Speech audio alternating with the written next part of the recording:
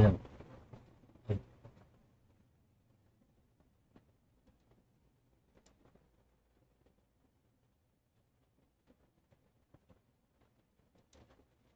Let's clear our throats to start.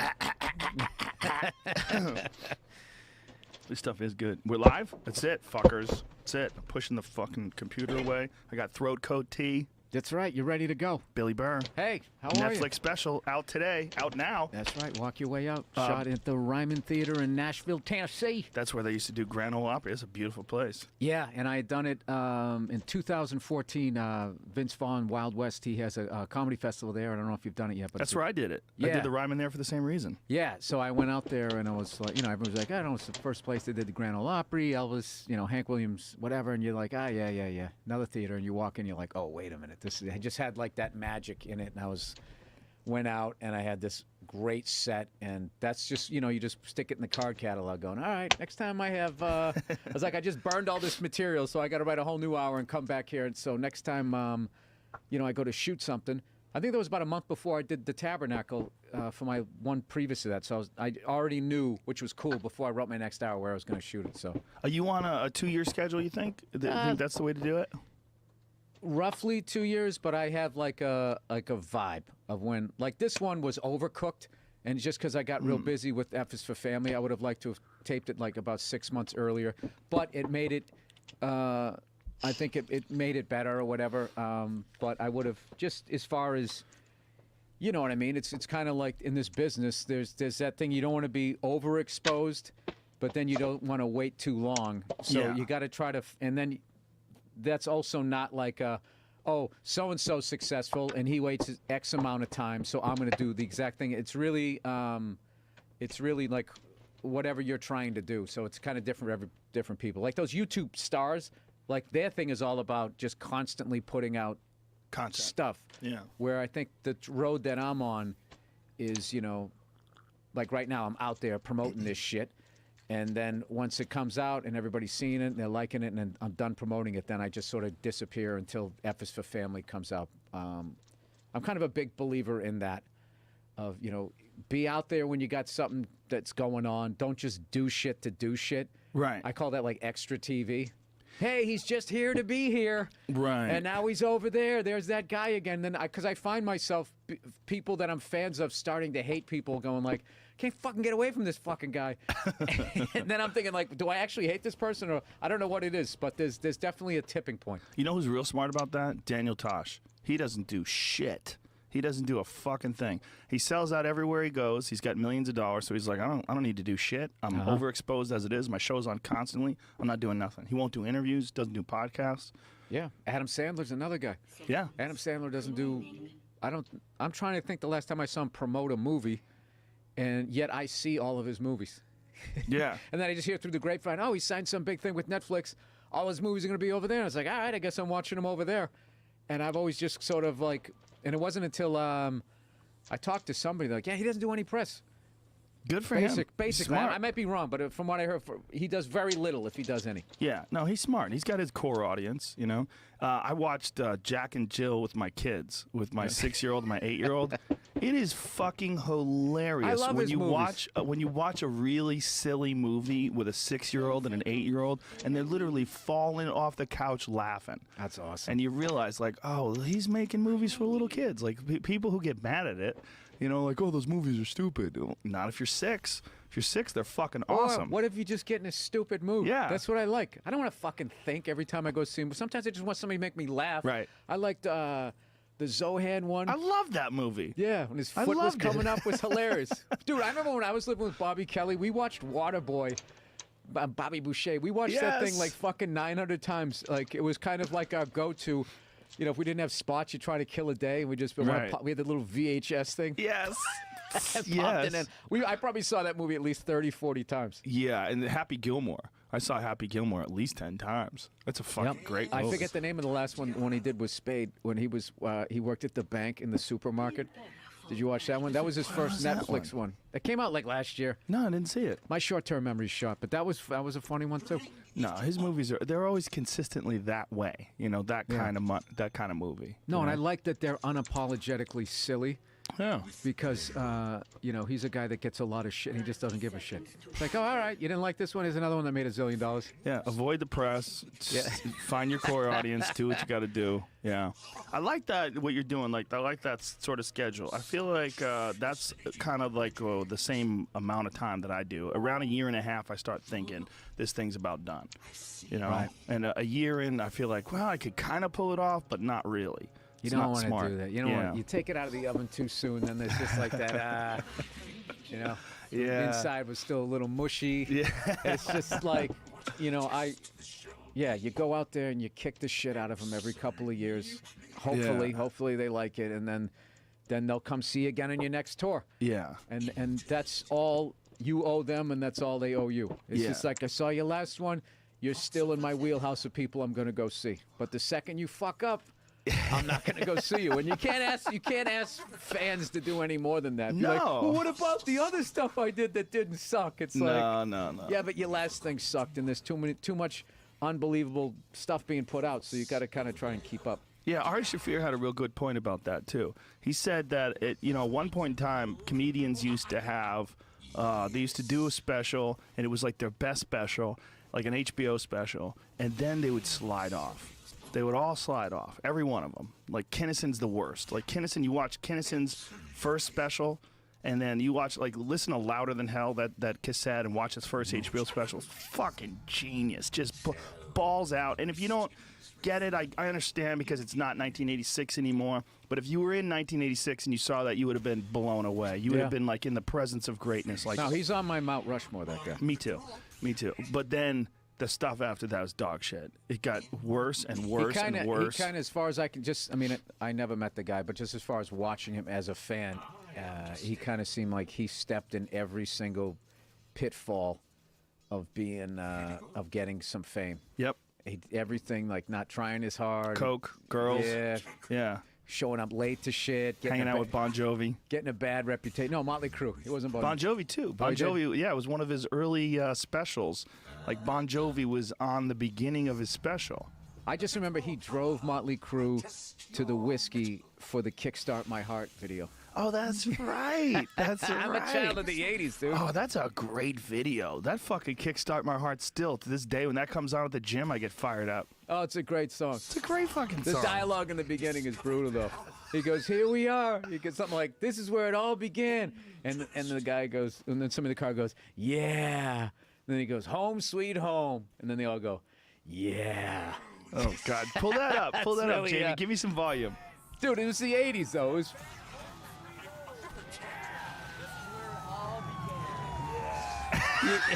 Kinnison's driving. Yeah, Kinnison's driving. But Tommy Lee's drums in this are fucking amazing, man. Wow. You forget how long these guys have been around, and how long Tommy Lee's been around. How are his arms not falling off? Give me a little volume on that, Jamie. I want to hear this. Fuck yeah. This is the best treadmill song of all time. If you're on the fucking treadmill...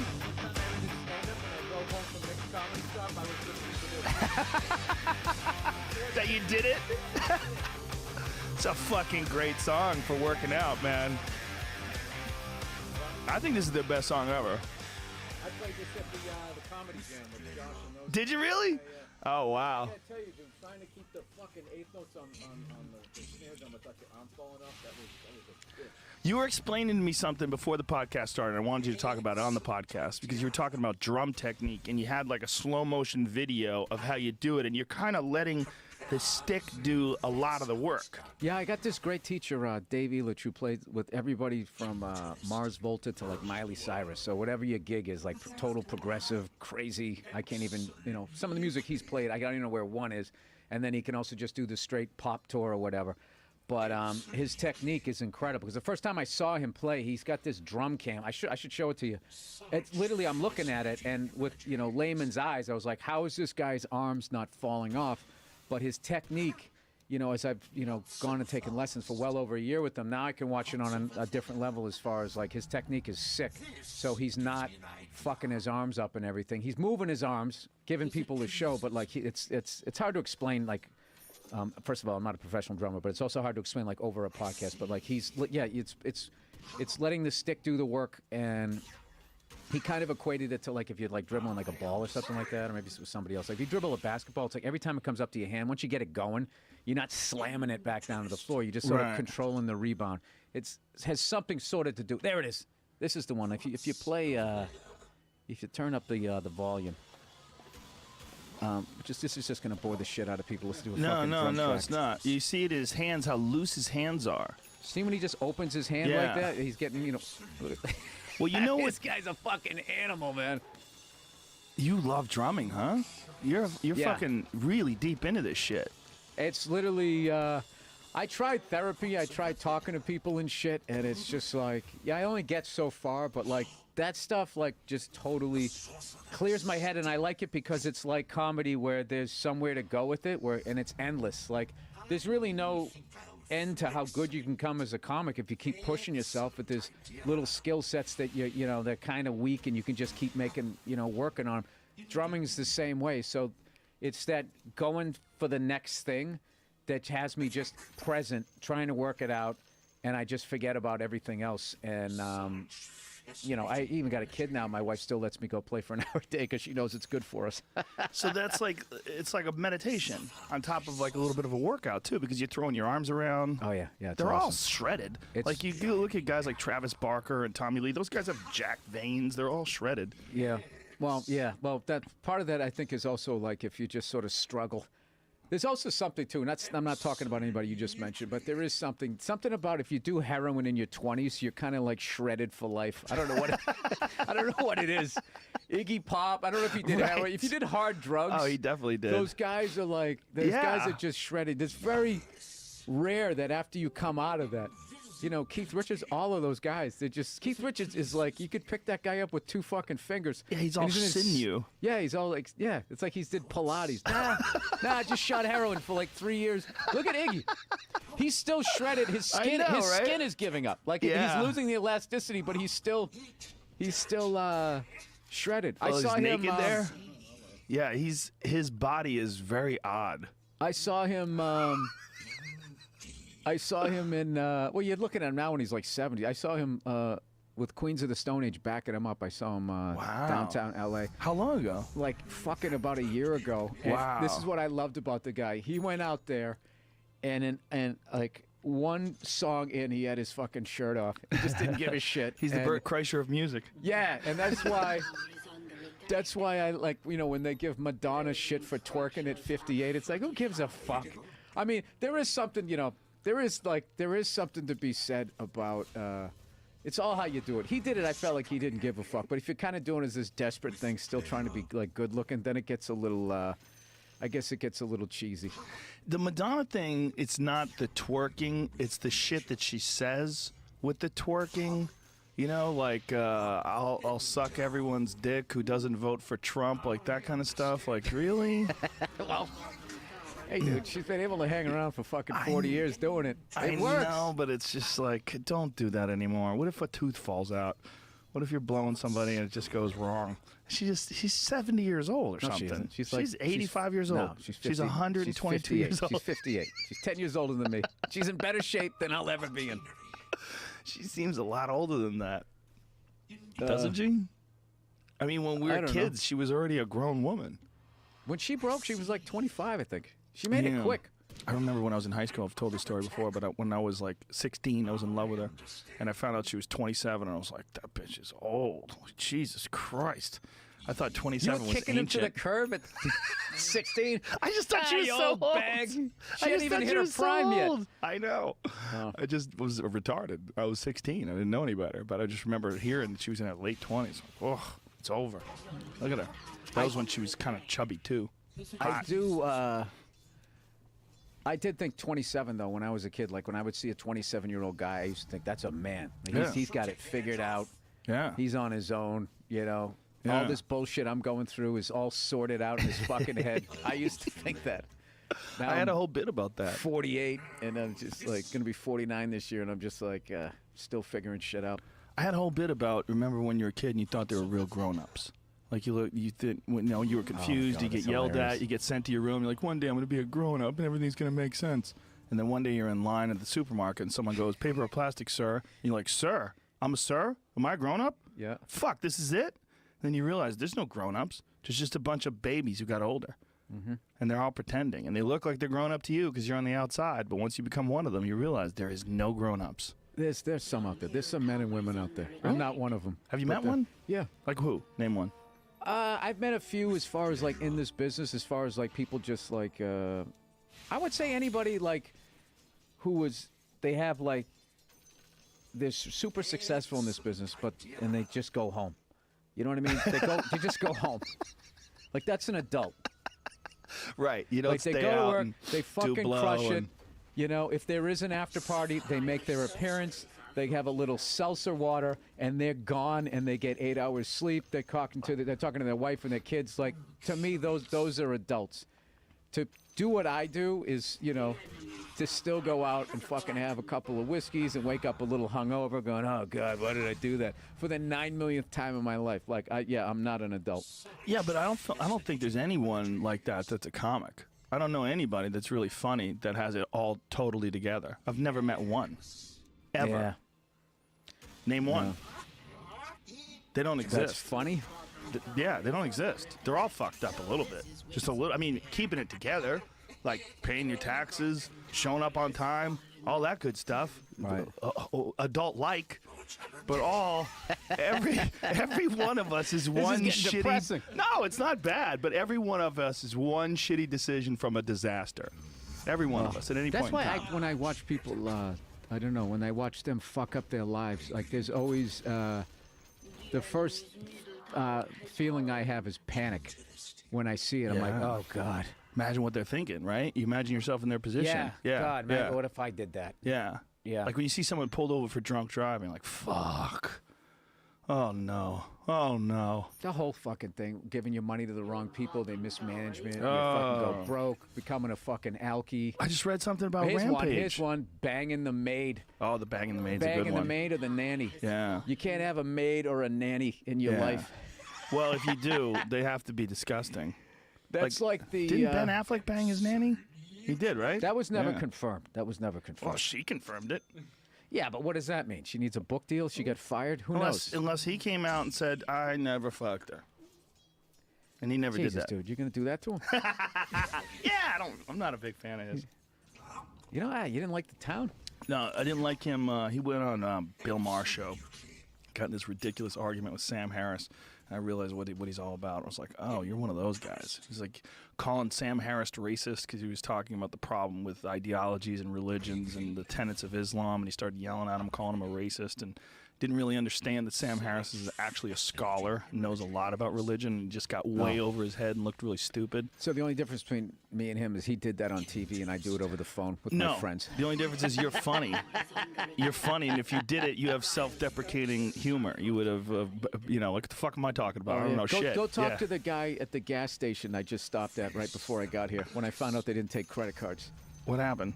They just didn't take, I was... You got mad at him? I was a cunt to him. Really? Yeah. Because what it was I was getting up against being here by 11, and I got to get home to take my wife out of the house because she's going nuts staying in the house with the kids. So I got that thing, and I got to sign this other fucking, life insurance. I got to do all this adult shit. And I'm thinking, I got this little window to get gas, and I show up in this fucking industrial park. There's no gas station. I finally went all the way down, and the whole time there was like, it's thrifty. And I'm thinking, like, isn't that a fucking car rental place? So I pull in, and I stick the credit. Right as I stuck it in, I'm going, this is too easy, because I know I have the exact amount of time to get here right on time. And, of course, it's just like, is this debit? I'm like, oh, you cunt. I'm like, no. And they go in and see the guy behind the register. I'm like, yeah, I tried to use my credit card. And he goes, we don't take credit cards here. And I go, why? And he goes, just take debit card. I just kept saying why, like a fucking 2-year-old. And he finally just goes, so it's cheaper. And I was like, all right, that's a good excuse. And I gave him like $60, and it only ended up being like 39. So then I had to go back in and get my change. And he's looking at me like, see, fucking idiot. It would have cost you like 15. I do that all the time. Yeah, I'm not a big fan of those fucking debit card only ones. That's stupid. Why you never use your debit card? Use your credit card anyway. Why? What happens? Because that's your money. So if somebody takes that and then cleans you out, that's your shit. If somebody swipes your credit card number, that's their money. So then they call you up and they just go, "Hey, Joe, did you buy a ham hock in fucking Vancouver at a strip club?" Why, no, I didn't. I was in Burbank. Good luck with that. Whatever Has anybody ever bought a ham hock at a strip club? Dude, you've given me every piece of the fucking elk except that. I've got some ham hock for you. Some bone you can chop up and make marrow with. So I got a buddy of mine who's a lawyer who prosecutes identity theft, which a lot of lawyers don't want to do because it's unbelievably tedious. And when they call up, a lot of times they're calling up the credit card companies to fight for their case. They still have to go through that maze. If you'd like to do this, press 1. If you'd like to do that, press 2. You know, and they're trying to help them out. So, but that was one thing that I remembered out of all the things he told me not to do. He goes, "Don't ever use your debit card because if they get that and they clean you out, that's your fucking money." You know, and then all of a sudden you got a mortgage coming up, and then you're late, and you're like, "No, but somebody took my money," and blah blah blah blah blah. It's your credit card. They have to deal with it. I had an attempt recently, and I'm thinking, I'm wondering whether or not it's because I switched over to Windows, because you know I have this Windows computer now. I get pissed off at Mac. People got mad at us clearing our throat, and I just cleared my throat again. I switched over to this Windows computer because I get mad. These Macs, they switched over all the ports, and now you have this USB-C, and you have to get an adapter if you want to use all your other shit to it. I know. I got Rosetta Stone French, right? I can't. There's no place to stick the fucking. Yeah, you have to get an adapter. So I was like, what the fuck? How about the iPhone 7 with the little fucking umbilical cord? The lightning thing. Yeah. Well, you can get a splitter with that where it goes with you can use a regular headphone jack. But it's all extra money. Yeah. It's all extra money, and then you fucking lose them. I think the idea is that eventually there's going to be some peripherals that are more powerful and they don't work on the existing ports. But, you know, like I got this Lenovo ThinkPad, and I love it. And this is the second one that I got because it's got everything. It's got an Ethernet port. It's got HDMI. It's got all this shit. It's tiny. The battery life is fucking forever. It's got this fat battery in the bottom. But for the first time in a long time, somebody tried to steal my identity. And I'm like, geez, I wonder if it has to do with that. I wonder if it's a Windows thing. Does that make sense? Not really? Could be. Could be something else. I don't know. But it's sneaky. Yeah. But at least when I have a business management company, they contact me. They put the stop to it right away. Oh, that's cool. But it's disconcerting that your shit's out there. You know, that someone's trying to find your social security number and attach it to your credit card and buy something. Yeah. Yep. I've had it happen at gas stations where they put that fake scanner on. They put a fake scanner over the scanner, so as you scan through, and you even are using it. Like you're using your credit card, you're buying gas, but you gave them your credit card information. Yeah, I've 2 times credit cards. That's happened to me at gas stations. Restaurants are another big double swipe thing. Yeah, restaurants. Well, that's people that work there, scumbags. Yeah. You gotta go. You got to go cash as much as you can. I know, right? Isn't that crazy? This never happened. You don't know me. I know a guy, he's dead now, but he was one of the first credit card thieves. And his name was International Sal. That's what we used to call him because when he got arrested, that was what his nickname was International Sal. Because this is in like the 70s or the 80s when credit cards first came out. He would get those carbon slips from restaurants, and they would make up new credit cards and then sell them to criminals. And he would just get bags and bags of cash from it. And this guy was gambling. He would go to the pool hall that I went to, and he was like the most perpetual loser you've ever seen in your life. Like he could not win. It was a psychological. It sounds like an Oscar-winning movie. Yeah. This guy's life. Well, in a way, it probably should be. I mean, he was a trip. So how did he end up dying? Cancer, bad, colon cancer. It was real bad. And a buddy of mine's That's wife. where Hollywood would switch up the script. That's just too common. Go off a bridge like Thelma and Louise. Yeah. That's what happened to me the other night when I was on stage. And I was joking about men going to the moon, and somebody yelled out, "Go see Hidden Figures." And I was like, yeah, because that's a history book. Like, I just love how people, I'm not saying obviously those women existed, but like, then now they're going to do the overcorrection where it was like, these 3 women. Oh, yeah. It's just like every time you see a picture of like NASA, you'll see like 1,000, like 100 worker bees. Nobody knows their fucking names. It's like, we got there because of all of those people. But it's just like, it's like when a team wins a championship. Like if the Patriots win, it's going to be all about Tom Brady. You know, no one's going to know the fucking offensive line's name, and if the Falcons win, it's going to be about, you know, I don't know, Julio Jones or Matt Ryan. You know these guys. Yeah, you would know this. Tom Brady's got some wacky diet. There was some article about Tom Brady's diet being bullshit. Do you know about Tom Brady's diet? He's got some crazy diet. No, I don't get into people's personal lives. Like he talks about it. I watched the game. No, but I wouldn't. If they had like Tom Brady talks about beans and fucking rice. You don't give a fuck? No, I just want to watch the game. I don't watch pre-game. I don't watch post-game. I don't need you to break it down for me. I watched it.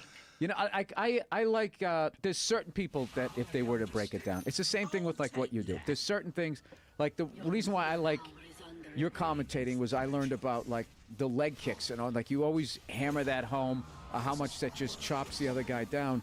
Aside from the fact is, you know, I've been kicked in the shin. Everybody has. And I've gotten a Charlie horse, and I just don't understand, like that one that Conor McGregor had against, what's his face there, Ortiz? Not Ortiz. I'm the worst with the names. It's farther than the second time. The Diaz? Guy, Diaz. Diaz. When just watching him repeatedly kick him in the leg, and then in the end, McGregor leaves on crutches. It's just like broke his foot. Yeah, like how much is your adrenaline going? Going like crazy. You don't feel a thing. Yeah, that you can just keep kicking somebody in their leg, hitting their bone with the top bone of your whatever was it, your metatarsals, whatever the hell it is, and just keep doing it. I could just picture myself kicking the guy once, going just grabbing it and hopping up and down like the guy on Family Guy. Yeah, most of the time you don't feel it while it's happening. I broke my shin. I broke my foot. I broke both feet. Kick elbows. Elbows are a way that a lot of times guys break it. Because guys will cover up, and your foot, like your instep, will slam into the elbow. Your instep always loses. Always. Shins. Now when the adrenaline wears off and you realize you've broken your instep, kicking someone as hard as you can in their elbow, what is that pain like? It's agony. Just throbbing. Your foot swells up to like the size of your thigh. It just becomes this big balloon of black and blue, and it's disgusting. You know, it's funny. After watching my wife, you know, going through labor and everything, I said the only men that could actually relate would be people who do that for a fucking living. Like people who fight, they couldn't even relate. It's worse than that. Yeah, it's genitals. It's genitals. It's coming out of your vagina. It's crazy. No, I got a whole new level of respect for my wife. I was just like, oh yeah. She told me the funniest fucking thing when she went into like pre-labor, you know, and I was just going, you know, telling her to breathe, and I was running to get the stuff. You know, I was pretty prepared, and there was some code or something like that. I was like, you know, Nia, where did you leave the blah blah blah blah blah? She goes, when you said that to me, she goes, I was almost ready to black out with the pain, and she goes, I had this thought, if he asked me one more time where that code is, I'm gonna push this baby out and fucking throw it at him. Dude, my wife is hilarious. She's funny on your podcast too. No, she's very funny. She's funnier than a lot of comedians I know. She's fucking hilarious, and but she has this. What I love about her, she's got this spirit, man. She's just really like. When I met her, man, like I never met anybody like. There's very few people I've met in my life that have like an energy where you're just like, wow, like I want to be around that. Like she just had this amazing, like really like she just throws herself into shit, and I was really kind of. You know, I was more like guarded and all of that, so it was sort of the perfect kind of balance. But every time I think I've seen the end of that energy, like she does something else. So yeah, it was pretty amazing. So that's a great relationship. Then you're both growing. You know, she's growing and you're growing. Oh yeah, no, dude, she's hit me with some fucking classic lines. And one time she, you know, I was calling her out on some shit she was doing. And I just took it like a little too far. I should have stopped like probably 5 minutes earlier, and I was still going. I go, you fucking blah, blah, blah, blah, blah, and you do this, that, and I was in the car, and right as I stopped, she goes, yeah, well, you're no pony ride either, my friend. And we both just bursted out laughing, and that was just like the end of the fight.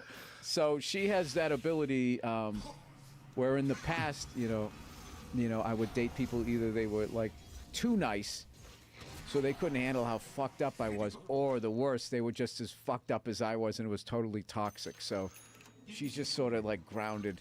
Yeah, And, that's so important when you're dating somebody or married to somebody or whatever. They have to compliment you, and you have to compliment them in some sort of a way. You can't be exactly the same, and who you are is different when you're with different people. You know, if you're with a person like that who can crack a joke in the middle of the heat of everything, you become a different person. They become a different person. Yeah.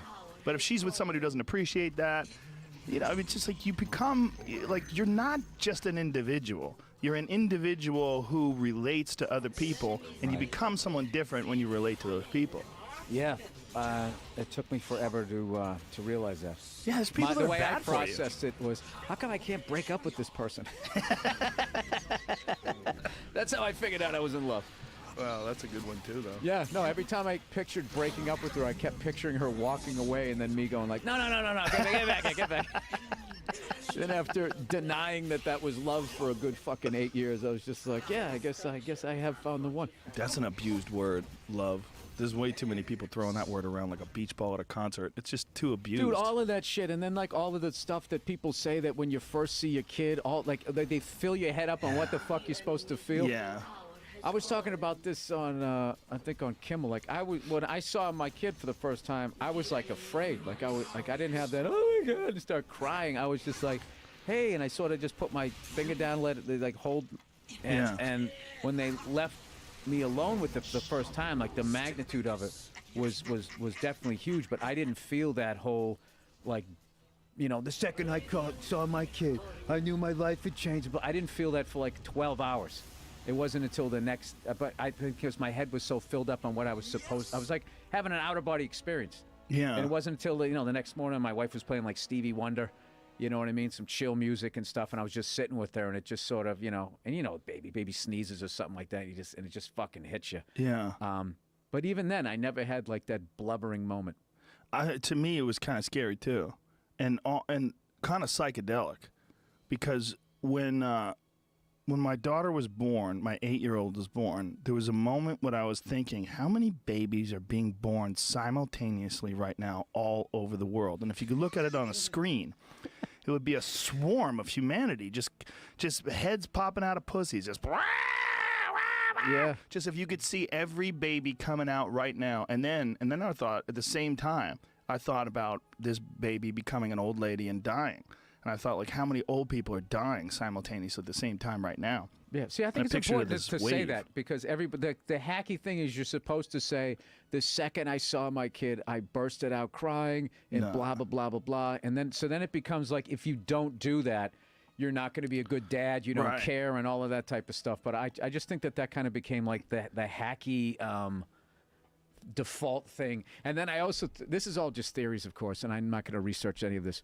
But I think parents try to outdo each other with their stories about what the fuck they felt, and it's just become like they're really like, they're not sane people. Most parents. No. And I've learned to kind of already be like, they'll just sit down next to you, like you're Forrest Gump, and they'll just sit down and just start talking to you. So you just had your kid. All right, well, this is what you got to watch out for, And I remember my kid and blah blah blah blah.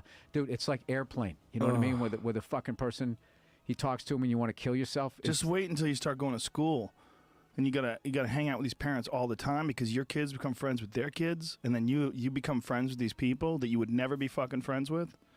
This is what I do. Is I just look straight ahead and I don't look at them. I don't respond to what they're saying, and then they just sort of talk quieter and they gradually leave. You're gonna have to go to dinner with them. Your wife's gonna be friends with some lady. You're gonna, let's go on a double date. Okay, fine. You're gonna go.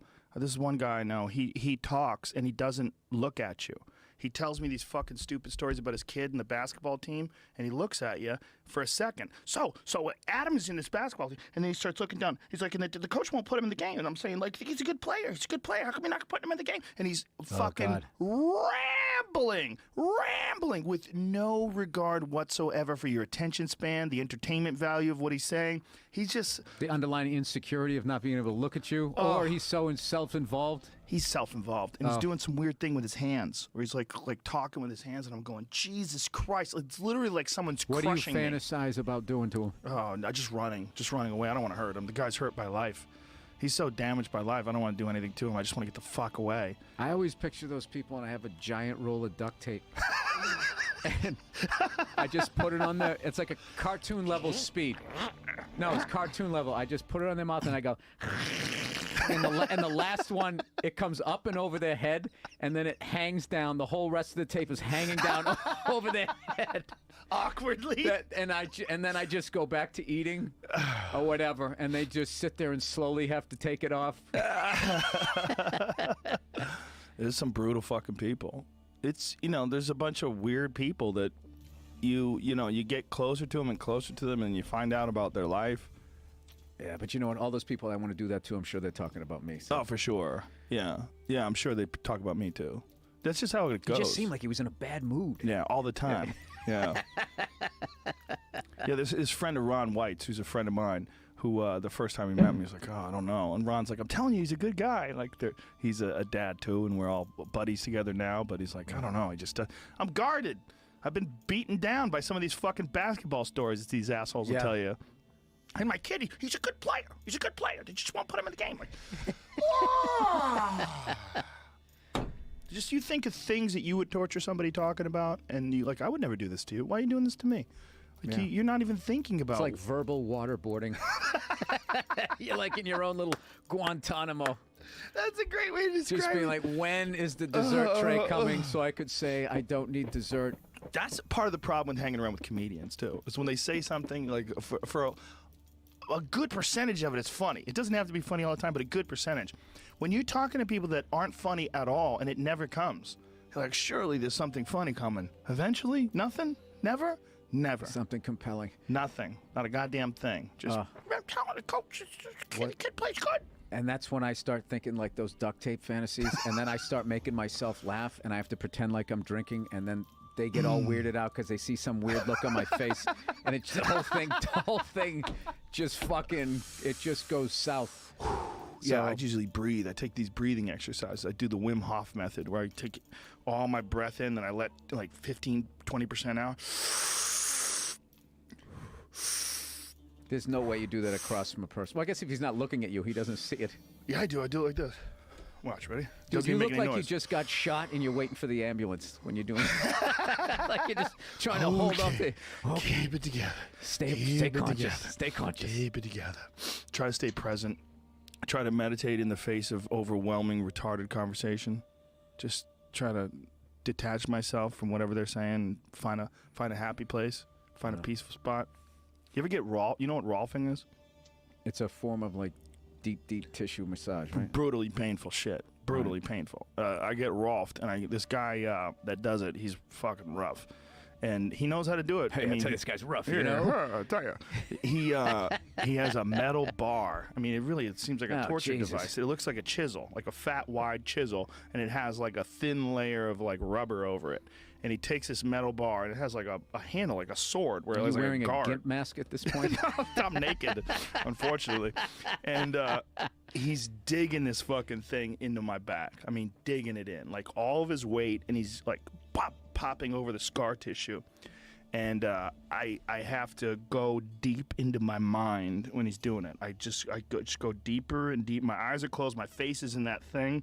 You know, when you get massage, so if you could see my face, it'd be like pushed and smushed into the little massage chair thing or massage table thing. Look like you're doing that Red Bull jump from the outer space.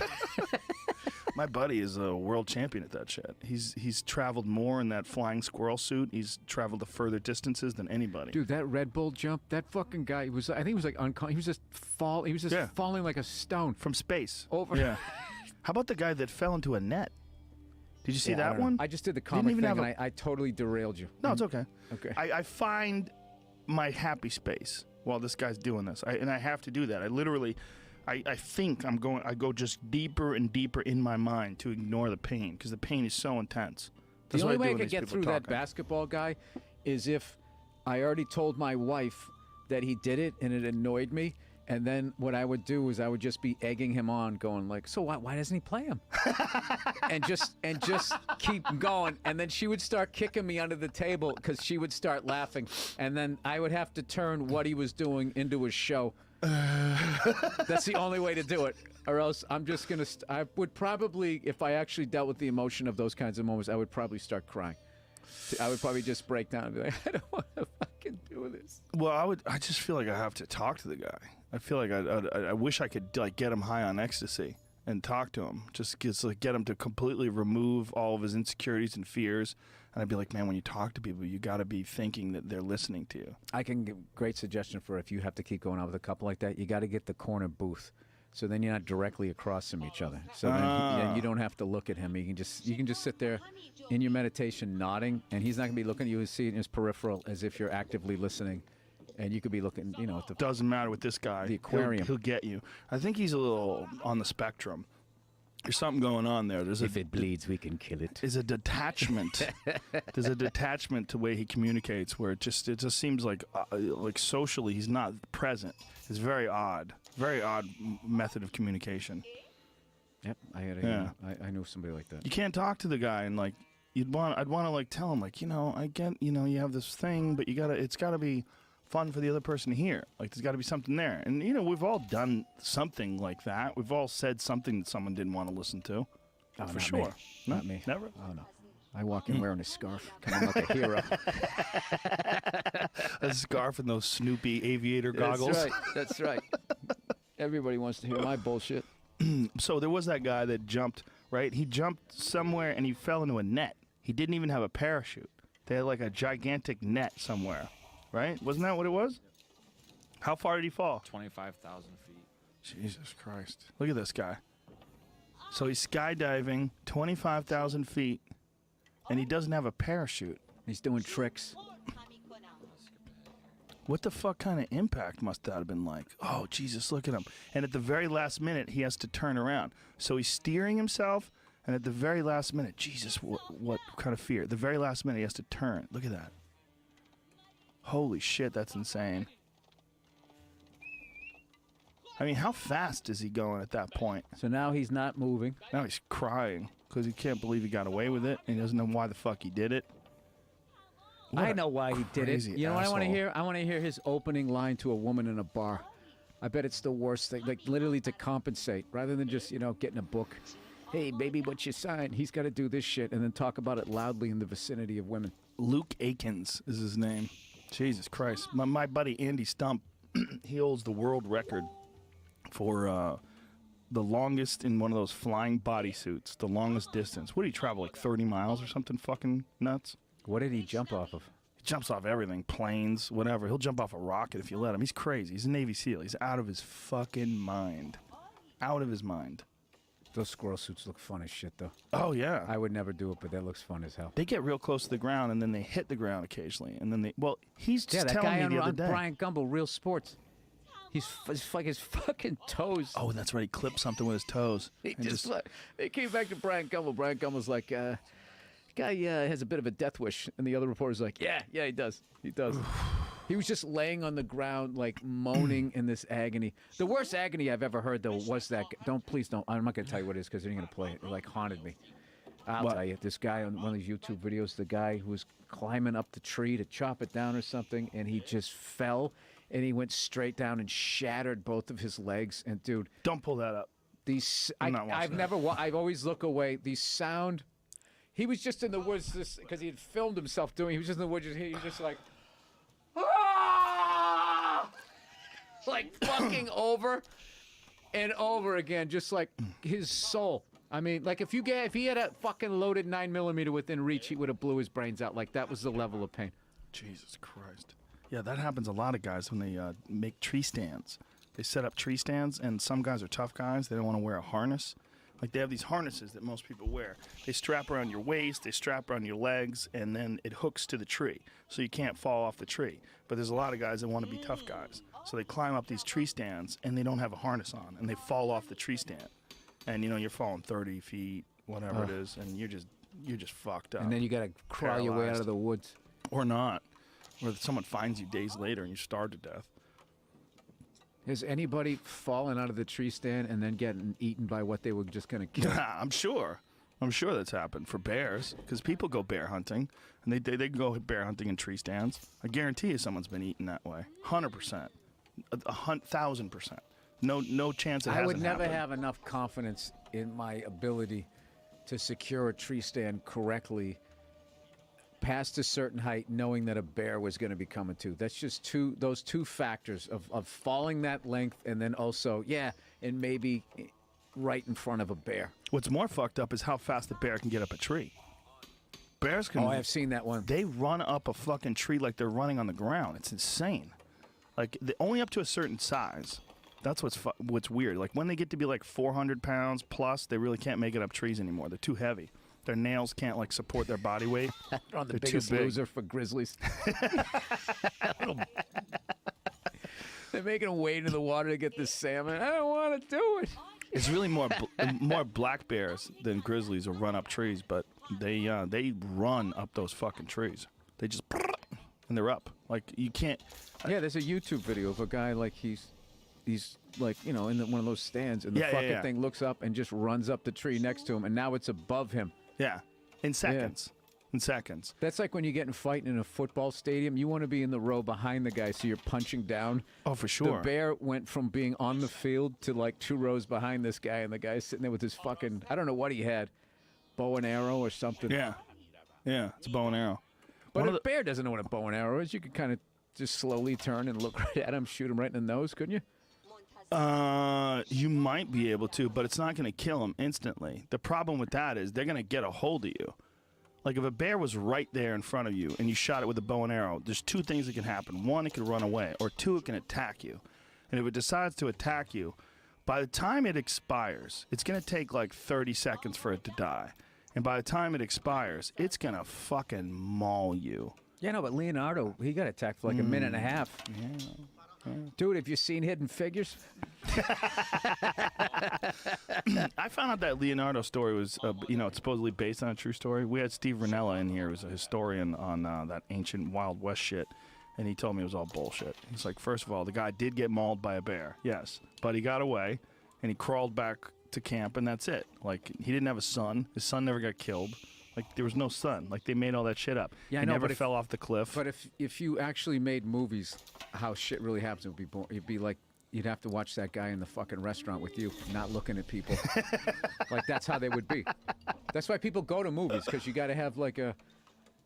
But when my wife was watching that Women's March, after a while I couldn't watch it anymore because it wasn't going anywhere. It was 100,000 people standing outside agreeing with each other. They were all on the same page.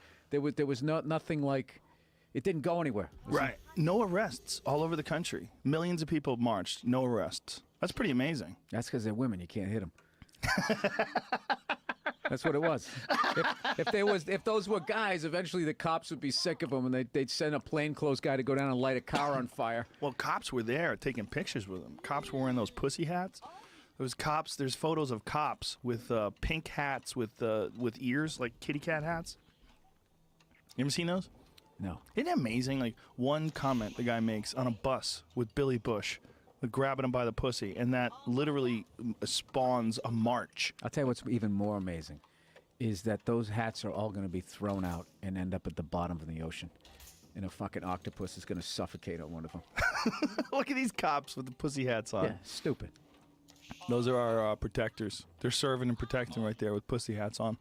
I'm anti-ribbon bans, all of that shit. I just fucking, like, can't you just say what the agenda is? Do we all have to dress in the same fucking silly hat? Like, this is a sign of solidarity. People love that, though. I know. That's just that the cunty shit. Comedian in No, I'm with you. I don't like it either.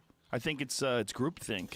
How dare those people do what they like to do, Joe? I don't think they like to do it. They just like to just get together. It's just a big refusal of admitting that this guy won some crazy popularity contest that we put on every couple of years. They should just get together with each other, and they should create shit that makes money. That's what they should do. Make money, and then they have to come to you. It's like podcasts, right? No one gave a fuck what we were doing. Then all of a sudden we started making money. Then all of a sudden, hey, you want to read for LegalZoom? That's how you do it. Well, they could definitely generate some money that way, right? I mean, there's a lot of fucking people marching. You think about that, there was 970,000 people. That's what Whitney Cummings told me in L.A. alone. They thought 80,000 people were coming. It was almost 1 million. There was 1 million. Where were they? Downtown. Oh, thank God. Thank God. It was a swarm of humanity. Oh, that's great. It's fucking crazy. Thank God. Yeah, go downtown. Thank God they didn't come to my fucking neighborhood. When was the last time we saw a protest against the president like that, though? Especially a new president. It's never. It's a new time. Like with the internet now, they can organize these things quickly and get together. Yeah, I mean, I don't know what to believe. Like that whole picture of Trump's inauguration versus Obama's inauguration. They put the photos side by side, and I'm just supposed to automatically, without any checks or balances, be like, okay, that's what those photos are of. I'm supposed to believe that Bill Clinton was checking out Donald Trump's wife without seeing what he's looking at. And then Hillary vaguely looking back in his direction. Vaguely? And people are She going... peered through his soul.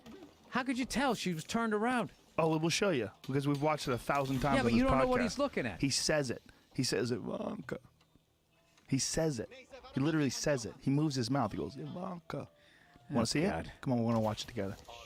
Watch this. Look. Go full screen, Jamie. Watch. Ivanka. Go back. He says it. He replays it a couple times here. Right here. Watch this. Look at her looking at him.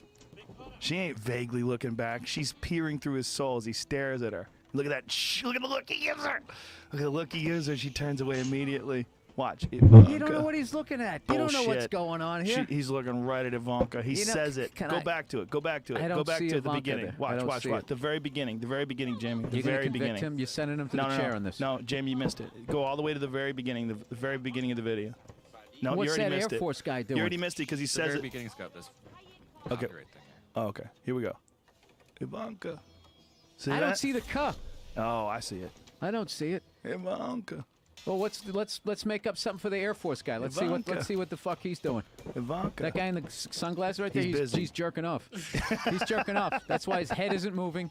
No. He's slowly masturbating. Come on, you're denying that look she's giving him. Look at that fucking look she's giving him. She's staring, and look at the shot when he shoots over at her, and she takes a big So she deep just breath. bust him looking, and he stared her down, and That's she right. fucking looked away. That's right. He's the fucking man of the relationship. Watch it again. Watch it again. Look. Come on. Yeah. Come on. And she has her mouth open as she turns away, like, oh Jesus. Hi everyone. I'm Ivanka Trump.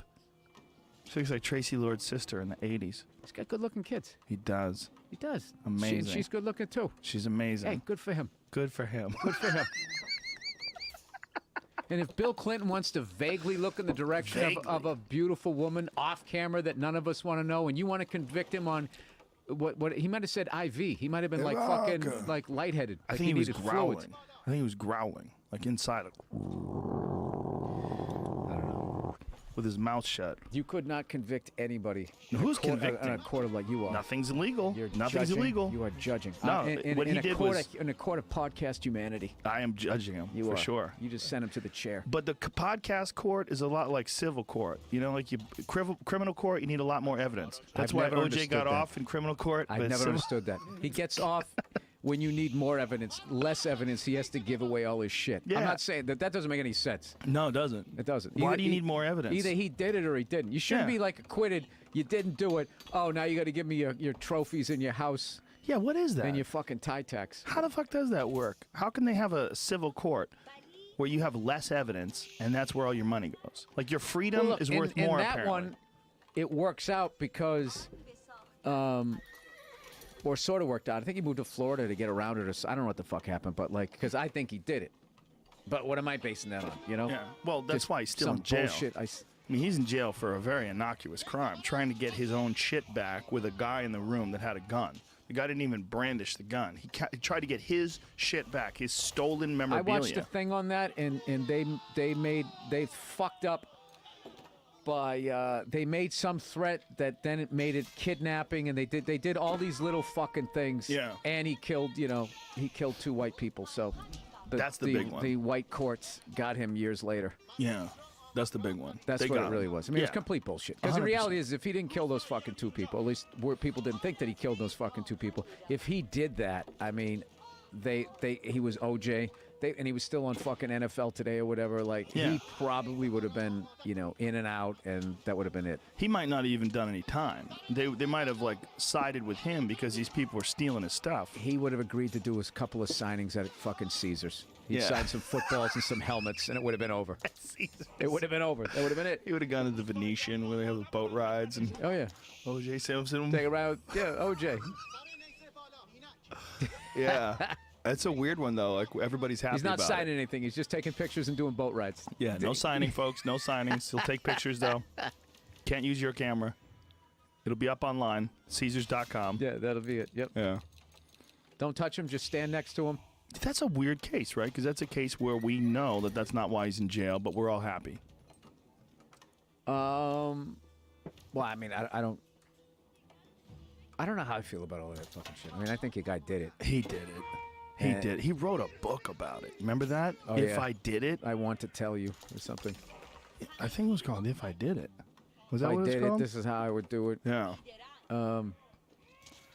Yeah. Whatever happened to that book? That book never got published, right?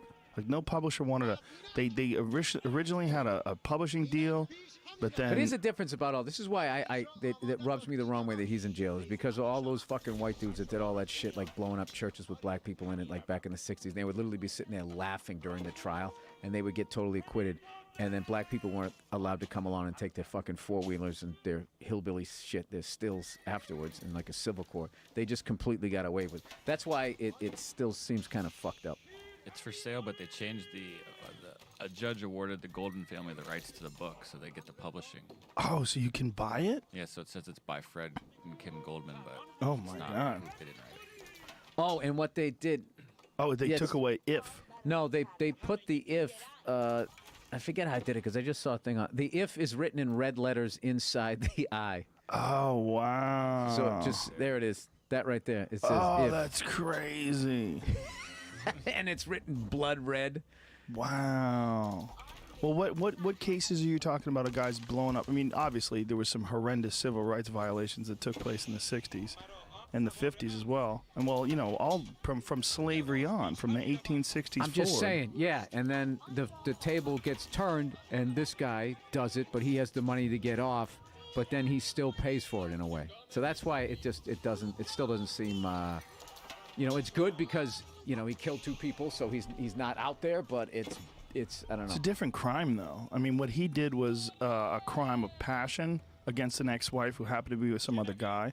Those other crimes are, in a lot of ways, more heinous because they're completely race-related. If you go Yeah. back to some of the lynchings and some of those horrific crimes. And those guys, you know, they fucking took pictures. Yeah. You ever see those photos? Those are some of the most scary ugliest, photos. Ugliest photo. Yeah, kids smiling, and they have evil in And their people are fucking eyes. hanging. Yeah. And they have like evil, and the kids have like evil. I remember Patrice would show me those photos and would point at the kids, going, "Look at that girl, Bill. She's like probably 48 right now. Where the fuck is she? What does she do for a living?" Yeah. And I was just like, "Wow, man."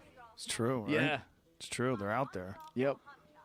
Yeah. Well, when you think about how many people have actually gotten arrested for murder versus how many murders get just never solved, it's a crazy number.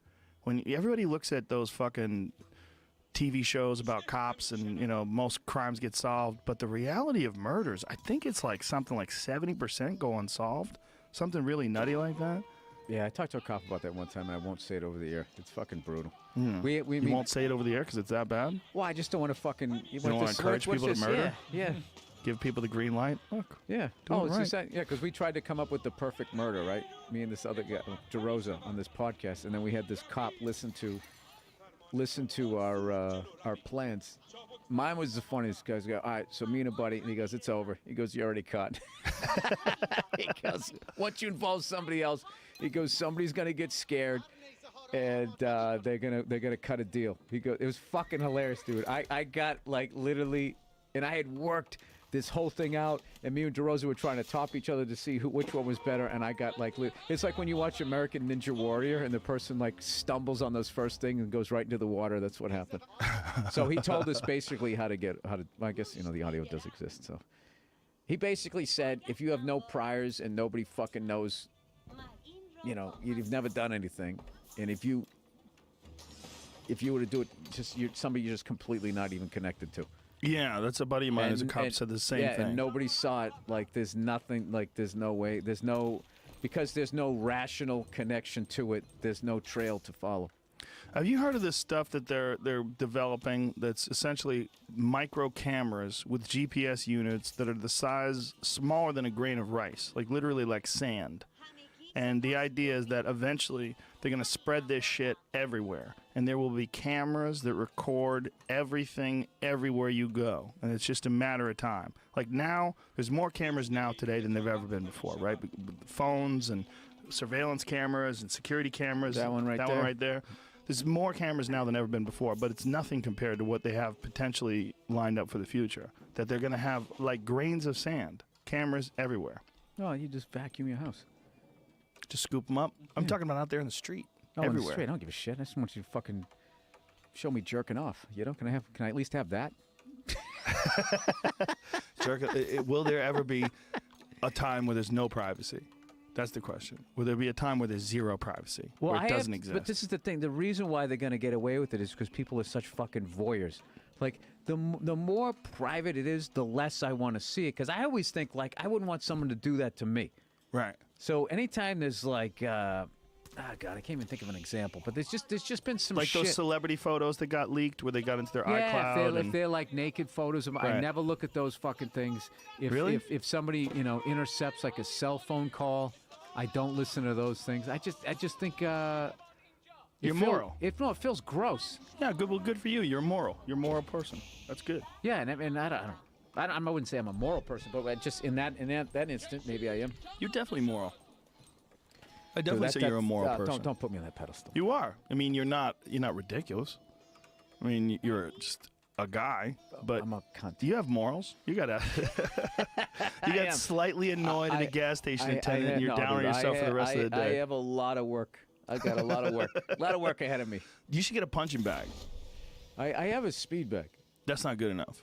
Yes, it is. Nah, because speed bags is just, it's not real. Yes, it is. No, real is It fucking, exists. It exists, Like, and I that's hit it. real. Yeah. It exists, and I hit it, I and I understand. enjoy it. I bet you do, and it's good. I do enjoy it. And then I go and I play some drums, and I enjoy that.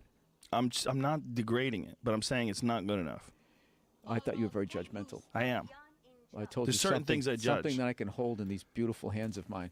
You told me it wasn't real. But speed bags are fucking weird. It's a weird Hey, position to Joe, even hold your Have you hand. seen Hidden Figures? I haven't. I heard it's good. The women got us on the moon or something, right? It'll break speed bags versus heavy bags down in a way that you've never heard. Oh, beautiful. That's beautiful. No, heavy bag won't even sit there and fuck up my hands and It's all not that gonna fuck shit. up your hands. Yeah, it is, because No. my technique will be fucked up because I don't have the time, Joe, to go to the dojo like you have for 30 fucking years and get it down. And I'm going to go in there and I'm going to fuck up my wrist. I'm going to No. hit it with the wrong. Oh, yeah, watch You a wrap couple of your YouTube. hands. I know. You Well, wrap not your only that, hands. you get a water swaddle bag. them. You get a water bag. swaddle your hands. You get a water bag. Water bags are like literally like you're punching into water. It's heavy, We live in a desert. but it just goes. Goosh. Oh, the same water will be there forever. It's raining now. Got plenty of rain I love out how there. they said the drought is over. Like, it's like, no, we have enough water right now. This now has to last us. Who the fuck knows when it's going to rain again? Somebody like the mayor or some shit said that out here. The drought is now officially over. Now every douchebag out there is taking an extra long shower. It's Well, listen, completely they never irresponsible. stopped watering those fucking golf courses. The golf courses is a huge problem. But they you know what? They stopped watering the median strip yeah, on Sunset in Beverly Hills. That was unsettling. I was like, wow, they're letting rich people's grass go fucking brown. This is scary. This is getting real. well, they had rules, right? Like you were only supposed to water your thing at night, and you can only water it a certain amount of times a day, like when it comes to your lawn. But they didn't have those rules with golf courses, did they? Golf courses, like especially private ones, they spend millions of gallons of water every year just in LA. Yeah, I don't. Do you golf? No. Good for you. I don't. It's so fucking mind-numbingly boring. I can't get into a sport where there's nobody trying to stop me. And when they're just going, yeah, it's a game against yourself. I'm going to forgive myself. That's all right, Bill. You'll get him the next hole. Like, I don't give a shit. It's so fucking. I respect it. It's. I don't think it's a sport, but I think the people that are the best at it are athletic. But the people that I have seen, dude, that I'm telling you, if you threw a ball at them, they would tense up. They just don't have any athletic ability. They will get on a golf course and they can keep it on the course, and they can shoot. They can break 100. You know, I just in the fucking pageantry of it, all the fucking clothes and the bags, The tweed. and then you know what I don't like either is I don't think there's ever been a fucking sport because there's so many fat fuck non-athletic people playing it. There has never been a sport that has adjusted the equipment, the ball, the fucking the clubs that you use to give you more distance, to help you hit it straighter. It's like literally the only thing missing on a fucking driver now is training wheels. It's fucking brutal. They should just have it guide you back and then come right through. That's true. Like baseball never went to aluminum bats. If they did, it would. They did at the college level, but at the pro level, they're just like, no, man, you can't do this. But baseball, when they were going through, no one was watching it and it wasn't exciting. They made the stadium smaller. They juiced up the ball. People on roids, they looked the other way, like, what? I didn't know that. And they just had these King Kong guys going up there, just smashing them over the fence. And but I'm just saying, like I don't know. I like when guys got busted for cork in the bat. I thought that was the most ridiculous thing to get in trouble for. Oh, they put cork inside the bat. Remember, bats would break, and they, oh, what's in your bat? But that's another one too. I couldn't watch. That's just so embarrassing. They quickly try to pick it up and just cover up the cork. Well, this is what you should do. Like, if you're gonna do that, like the entire time you're a pro, the bat boy should never have to deal with your shit. You always go, it's okay, Sonny, I got it. And they're like, look at me, so down to earth. So then when you finally get busted with your cork bat, when you go to pick it up, no one's gonna look at like you're weird. But the thing is, these Major League Baseball guys, they just fucking drop the bat and some little 8-year-old scurries out and picks it up. So the second that you give a fuck about that little 8-year-old, like, I think you've run enough there, Sonny boy. Like, I think they realize that that's when the ump comes over. Well, you could see the cork, right? When it snaps. When those I know. I mean, the average sports fan would be like, dude, I knew. I said that a month ago. I can't. Like, the fucking bat breaks, I have no idea. It's not until they pick it up and they start looking at it, and then the announcer literally tells me, they're inspecting his bat. This could possibly be a cork situation. Then I know. How much of a difference does it make to have cork in the bat? It's just a competitive edge. I mean, you still have to have the barrel of the bat meet the ball, which is so fucking hard. You still have to do that. But it could be the difference between getting to the warning track and going over and hitting the wall and getting it, getting a ground rule double or something. That's it. Just that little amount. Yeah. That's it. Just gives it just a little push. No shit. Little push. Sammy Sosa's downfall began 13 years ago today. Sammy Sosa got busted with cork. So what do? They drill a hole in the bat and they just hollow it out somehow or another. What the fuck's going on in that one? That picture you just showed. What's that? Not exactly sure. It might have been when they picked it up off the ground. There could have been some grass in it or some shit. So I didn't know. I thought there was like they drilled a hole. I was trying to follow this down. It says if a bat has been corked, it transfers less energy to the ball, which makes sense kind of to me. But transfers less energy to the ball. Huh. I don't know. Well, that doesn't make any sense. Yeah, that doesn't make sense to me, although I have no physics Well, background. why don't you, well, it seems to me that it makes more sense that if a bat was solid, that does make sense. Yeah, like if a bat was it's solid. got more mass, it would transfer more, but if you would be able to swing it faster if it was lighter, so you'd be able to get. I thought it was because it was more of a spongy thing. Yeah, that's what I thought too. And you know what? And that's right, because I think they drill from the top. Thank God you said that, because there's probably a bunch of people screaming right now at their fucking players, going, "No, you fucking moron! It's lighter, you cunt." Oh, that's what it is. Oh, I always thought like they had it like up against the, like flush with it. Dude, that doesn't make any sense. That doesn't. Now that I think about that, that's like having a Nerf bat up there. The fucking bat would break. I thought it would which I guess it does. Bounce more. Boing. You know, for your listeners, for the record, I said I had no physics background. So you definitely don't. No, I don't. Yeah, I would think that it would hit harder, right? It's just a matter of it being faster. Just bat speed. Probably your bat speed. Coming through the Interesting. zone. Which is why they swing when they're warming up. They swing all those other bats. They swing 2 bats, right? Yeah. Isn't that why? Or they put a weight on the bat. They swing that. Yeah, which allegedly helps. Some people say it helps. Some people say it doesn't help. Well, don't you guys do that? Don't you guys like run with like weighted vests on through the mountains? Yeah, it's bad for your joints, but some guys do it. The best way to do it is hiking. Hiking with weighted vests is okay, but running, really not such a good idea. Especially, there's a lot of guys who do it, though. They'll put a weighted vest on, they run on concrete. Just hard asses. Hey, who won that Tito Ortiz fight? I saw that. Tito won. He won? He choked him out. Yeah, it was a quick fight.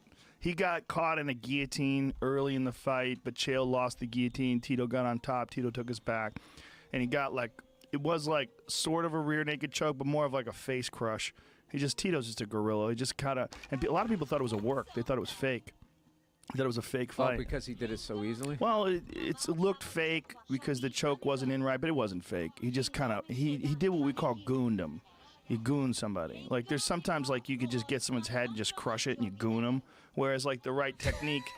You could do that to me. Yeah, the right technique is you go under the chin, you wrap your head around the back of the neck, and that way you can just get maximum leverage, and it's perfect technique. But he just sort of drove his lower jaw into the back of his head. If someone's eye sockets are, like, right there, and I get their head, and I'm fresh early in the fight because you're not even tired, and you get fucking crushed their head, you could goon somebody. There's a lot of guys that have been gooned. You love that word, dude. Yeah, gooning... It's a jiu-jitsu word. Like, there's certain techniques you do. Like, you know what's funny is it just totally defines what it's like. Or in the second you said, it's like, I know what that is. Yeah. He just had no respect for my style, walked through all my pussy kicks and hits, and just fucking, grab my nostril. All right. Whatever. Do you watch Game of Thrones? I stopped. My wife would refuse to get into it. So, Do you remember The Mountain? I didn't watch The Mountain grabbed that guy's head and crushed it. He gooned him. He grabbed his head and he just smashed his head with his hands. The only one I saw was when that little shit King, didn't like this song this guy sang, and he fucking goes, all right, rip his tongue out. Yeah. And I was just like, what? Like, who the fuck would listen to this little shit? To this guy. See, he slips. The guy gets on top of him, grabs him, and he just fucking goons him. He grabs his head and he fucking goons him. Boom. Smash. What the fuck? That guy is fucking gigantic, too. Look, she's upset. Meanwhile, the other guy was killing the other guy. What I love is they were watching a fight to the death, but they've never seen it done like that. So there's always that level of gross out. It's like working your way through porn. Yeah. Where you just start off with the basic shit, and all of a sudden you just go into darker and darker rooms. That's the same thing when watching people's fucking get hurt. Yeah, right? Like torturing someone to death is more terrifying to people than just shooting them from a distance as a sniper.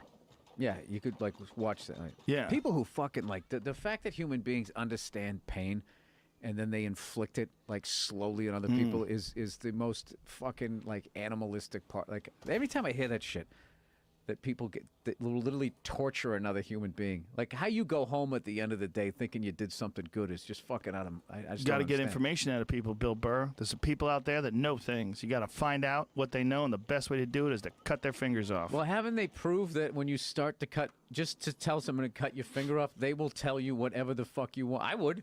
Yeah, but sometimes they won't. Sometimes they'll tell you some fake shit. And like how many fingers in do you think you're getting the real stuff? Probably 9. Probably 9. If they think about that last finger that they need to open up their iPhone, like, all right. Or just open the refrigerator drawer. I'll tell you. Door with one finger. I want to still be able to finger somebody. What can you do? Yeah, I don't know. I mean, it's look. What are war crimes? How about that? How about, you're not allowed to do certain things. You're not allowed to gas people, but you're allowed to drop a nuclear bomb on them? You're allowed to do that? It shouldn't be. You should like war at this point. It shouldn't be legal. War should be illegal. Yeah. So what do you do when someone attacks? Just give them your your shit? No. I'm just saying that we should be progressed enough. Right. We should be. Yeah. I'm the saying problem is the rest of the world. Common people. Common people. Right. Oh, dude, we're not exactly civilized. I don't think anybody's. I think going to war. It's not a civil fucking thought. It's just. It would be great if everybody.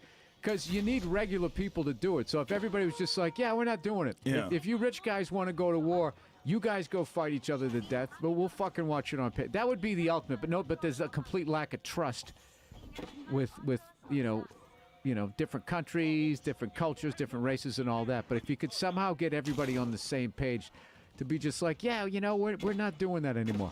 So you guys find out a different way to fucking take over the world or something that. But, that could never happen. You can't. I mean, Jesus Christ. Couldn't it, Did you ever watch The Apprentice and you watched them try to fucking get, Vince Neil and the Culture Club guy? They can't even get on the same fucking Celebrity page. Apprentice? Yeah, I didn't watch it. They never can't get on the watched it. same fucking page to write a song. So there's no way you're ever going to end war right there. They asked me to do that show, Celebrity Apprentice, back when Fear Factor came back years ago. And I was thinking about doing it, and I'm so glad I didn't do it now. Because what if, like, me and Trump didn't get along? What if he thought I was a cunt? And now I became president? I was like, shit. Now that I'm fucking enemies with the president? Imagine that? Like Rosie O'Donnell right now. She probably barely leaves her house. She's probably just sitting at home going, fuck. Thinking you get audited or something. Well, she used to shit on him constantly, and then he started shitting on her, and they would go to war with each other. She was on The View, and she would shit on him and make fun of his hair and make fun of him and make fun of his life and his family. And then he became fucking president.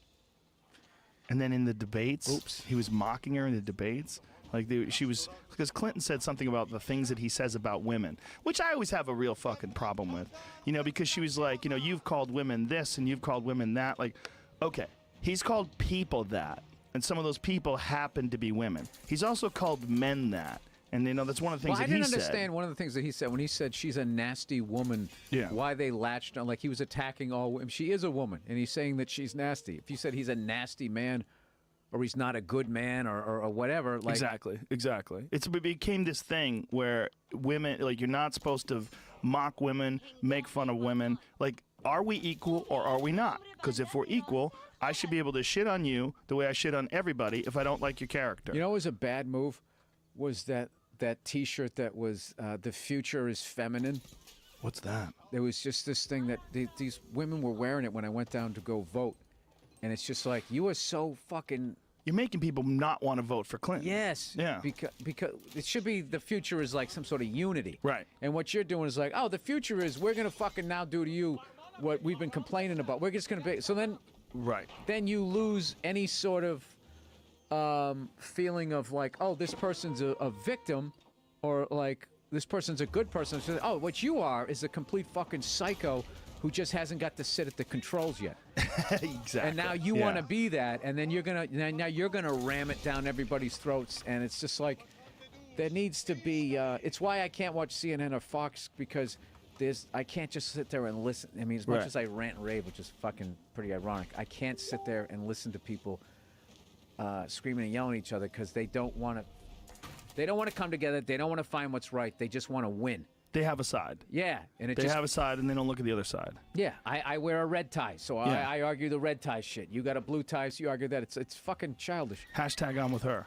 Yeah, the I'm with her thing was driving me fucking crazy too. Like, what do you mean you're with her? Like, is just her? Is it about a woman, or is it about who's the right person to run the fucking country? It's because it's not her.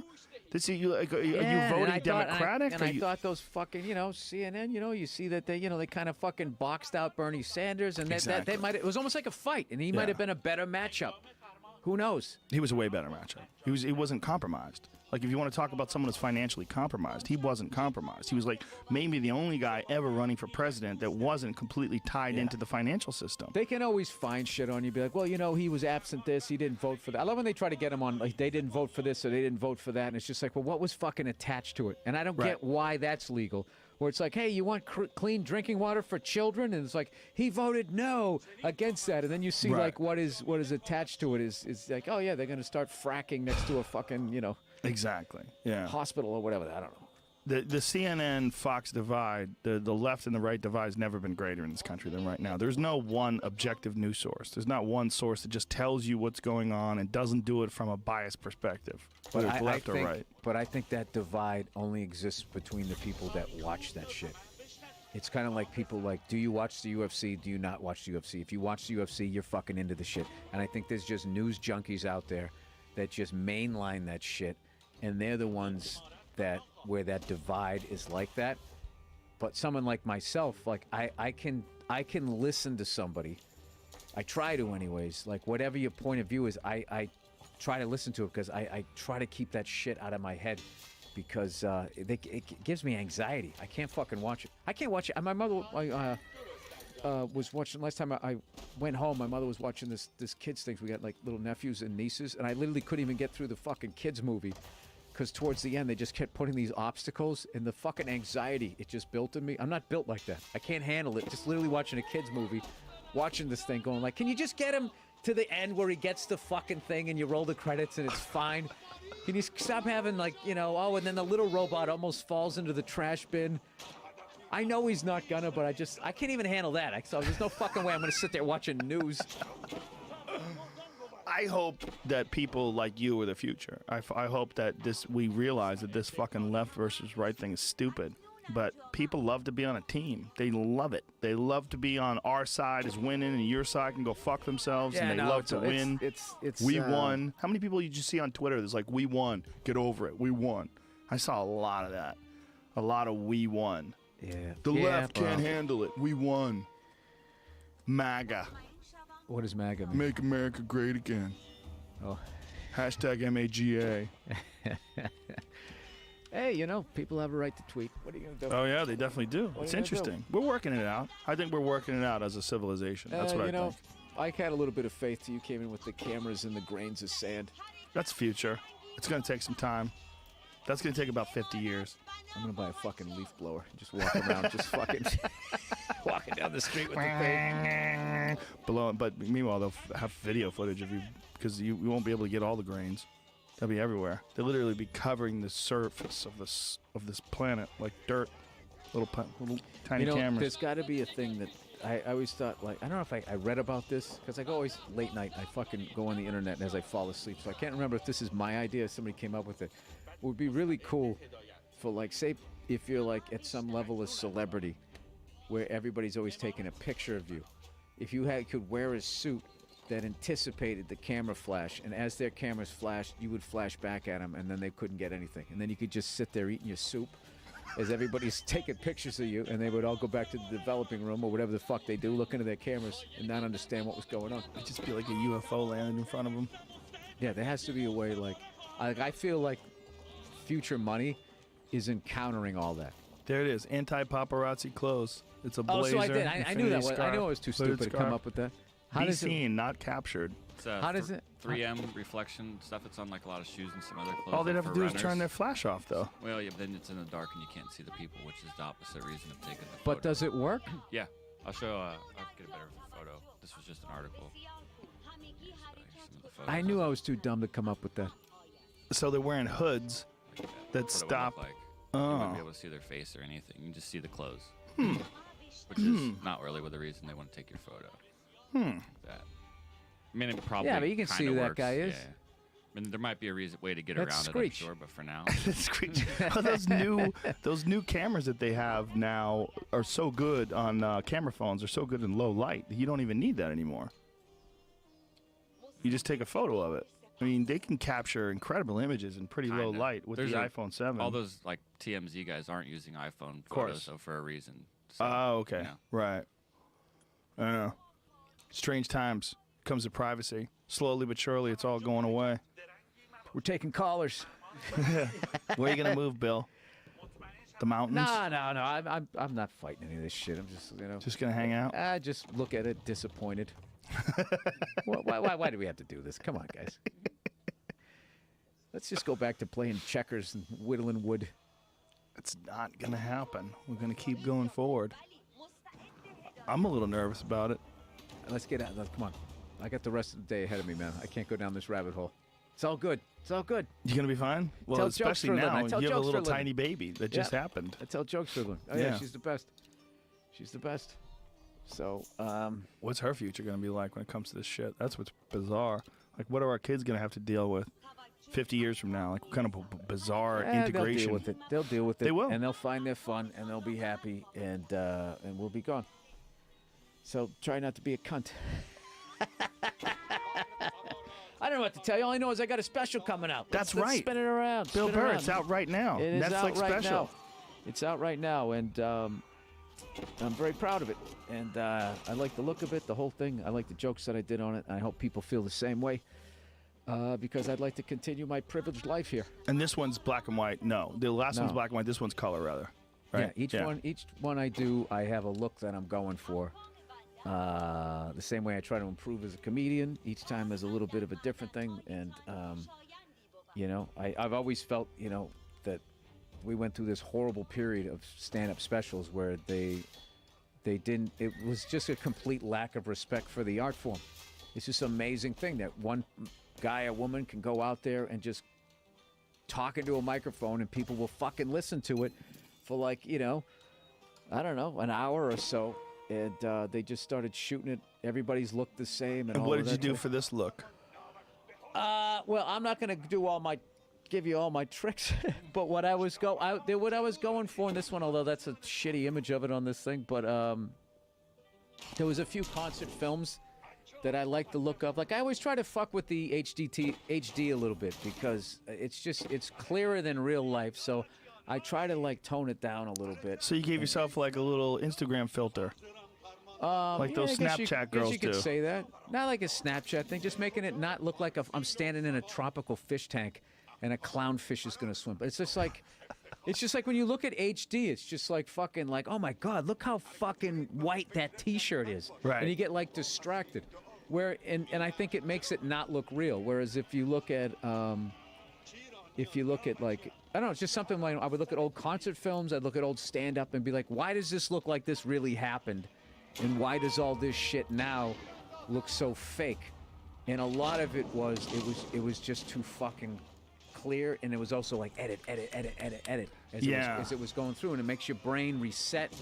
And rather than drawing people in, you're giving them like an epileptic episode. I did my last special almost entirely from the waist up with no edits. Very few edits. The only time I edited is when I wanted to show a side shot or when I wanted to show like my whole body. That's it. I try to do it where you're right in front of me just watching, just like you would if you're sitting in the crowd at a comedy show. And they wanted to, they always want to like show the audience, they always want to show this and cut back and forth. I'm like, every time you do that, you make a person realize that they're watching a film. No, their brain resets too. Yeah. So you were just drawing them in. They were into your shit. Like when somebody watches you do a show, you're not all of a sudden up in the balcony or turning around or swooping in. You got to have a little bit of that because it does have to be like sort of like a concert film, but like it's all how you pick those. I think. Now, when you're doing stand-up and you're also doing efforts for family, like we had this conversation the other day at the store where you're talking about how it just kind of swoops in and takes all your time. Like during those the heavy writing part of it. Yeah. And how much time do you spend doing that show, Efforts for Family? Which, by the way, is fucking awesome. I love that show. Oh, thank you. It's hilarious. Coming out again in May. How many episodes do you do at a time? Well, this time we did 10. They gave us 6 the first season. They gave us 6 because I think they were like, "What the fuck do you guys want to do?" And then they saw it, and then they liked it, and that's what I'm guessing because it was a weird order. It was like a half order. So now we're doing 10. So that comes out in May. I just realized the math didn't work out on that because they gave me 6, and I said it was a half order. But they used to do 12, but then they whittled everybody down to 10. So. Now, like when you write that, how far in advance do you start before you because it takes a while to put it together and to film it. Yeah, like we're mapping out the third, if we get a third season, because it's it's kind of weird. Like you just kind of put it all out at once. So we have to see. Hopefully, the people that watched it the first time come back again, and then more people come. But as far as how that works is like you really like it's the war room to do a season is you map out the season, and you really have to like work all the bugs out of it. And that's the time when you're like, are we going to go big here? Are we going to have this more grounded?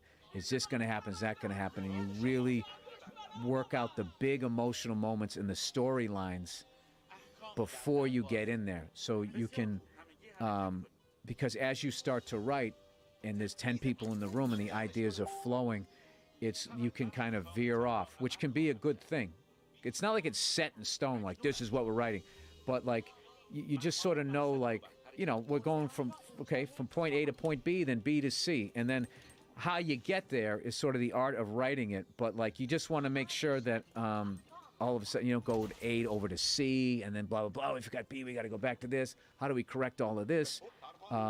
Depending on the type of show that you do, like ours, I like to try to keep like it grounded in a certain level of reality, but also take advantage that it is animation, so you can get a little absurd, but like, and there's just like a balance of that. It's like a fucking recipe. Like, all right, there's too much salt here. We gotta do a little bit more of this. So, this is the first time I've gone this far with anything. So now I learned a lot in this second season about that. So we're really hammering out this third season, and I don't know, but I'm a total newbie at this shit. Had you ever written anything before like that?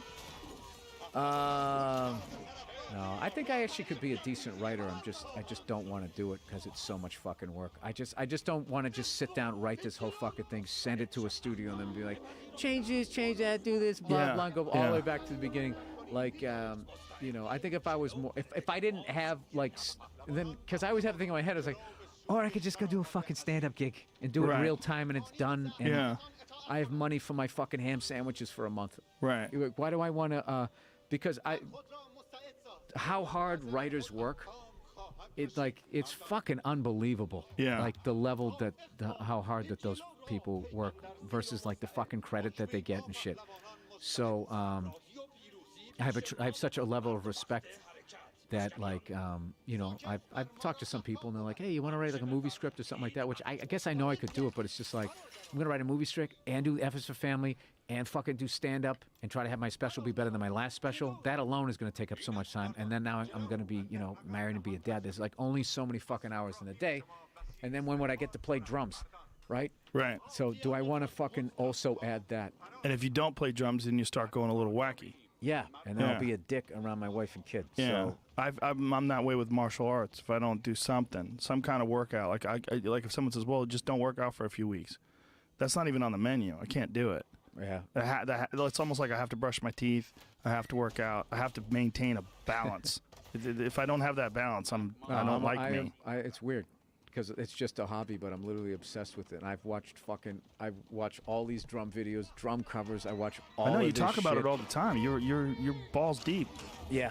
Yeah, but it's like I think people need things like that. It's fucking it's harmless. Great. It's fun. It's a fun thing to do, and yeah, it keeps me. It's like something you gotta have something you're looking forward to. As hard as you're working. Like I got some road gigs coming up, and I am so fucking excited to get because right after I did that special, I think I did Comics Come Home for Leary, and that's about the only road. I haven't been to LAX since like November, which is crazy for me. Wow. So I'm like chomping at the bit to get out there, and like last night I tried to do an hour, man. I was just like, oh god, I just like with all the new shit. It was. Where'd you go last night? I was down in Largo. Gonna be at the Ice House Friday night. You're at the Ice House tomorrow too with me. Yeah, I'll be down there, and I just got to. The Ice House is the best. I know all the points I want to talk about, and so I just have to start talking about them. So I have to go out there. So I'm going out and doing some club dates. And, you know, I'm bringing some really funny guys in front of me. Who are you bringing? Paul Verzi, Joe Bartnick. Who else? I got Dean Del Rey up when we do San Jose. And, you know, I'm just... I'm the whole thing was waiting for the kid to come. And then she showed up. And now that that's done, now it's just like, you know... I got to get out there, dude. I got to get So out there. you doing theater gigs? Are you doing club gigs? No, I'm just doing clubs. When I'm working out an hour, I mean, I have to talk in front of an hour, but I'm not going to make people deal with all of that bullshit to watch me work some shit out. Where are you going to San Jose? You doing the Improv? Yeah. That's a great club. Yeah, so I'm going to do like a Monday, Tuesday, Wednesday. It's sort of an off night kind of thing, you know.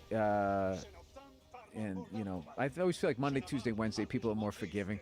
You go out Friday, Saturday, people are like, well, I want a show, right? So I'm doing a lot of Monday, Tuesday, Wednesdays. I've told people that I'm working my shit out, you know. Ticket prices, you know, aren't that bad.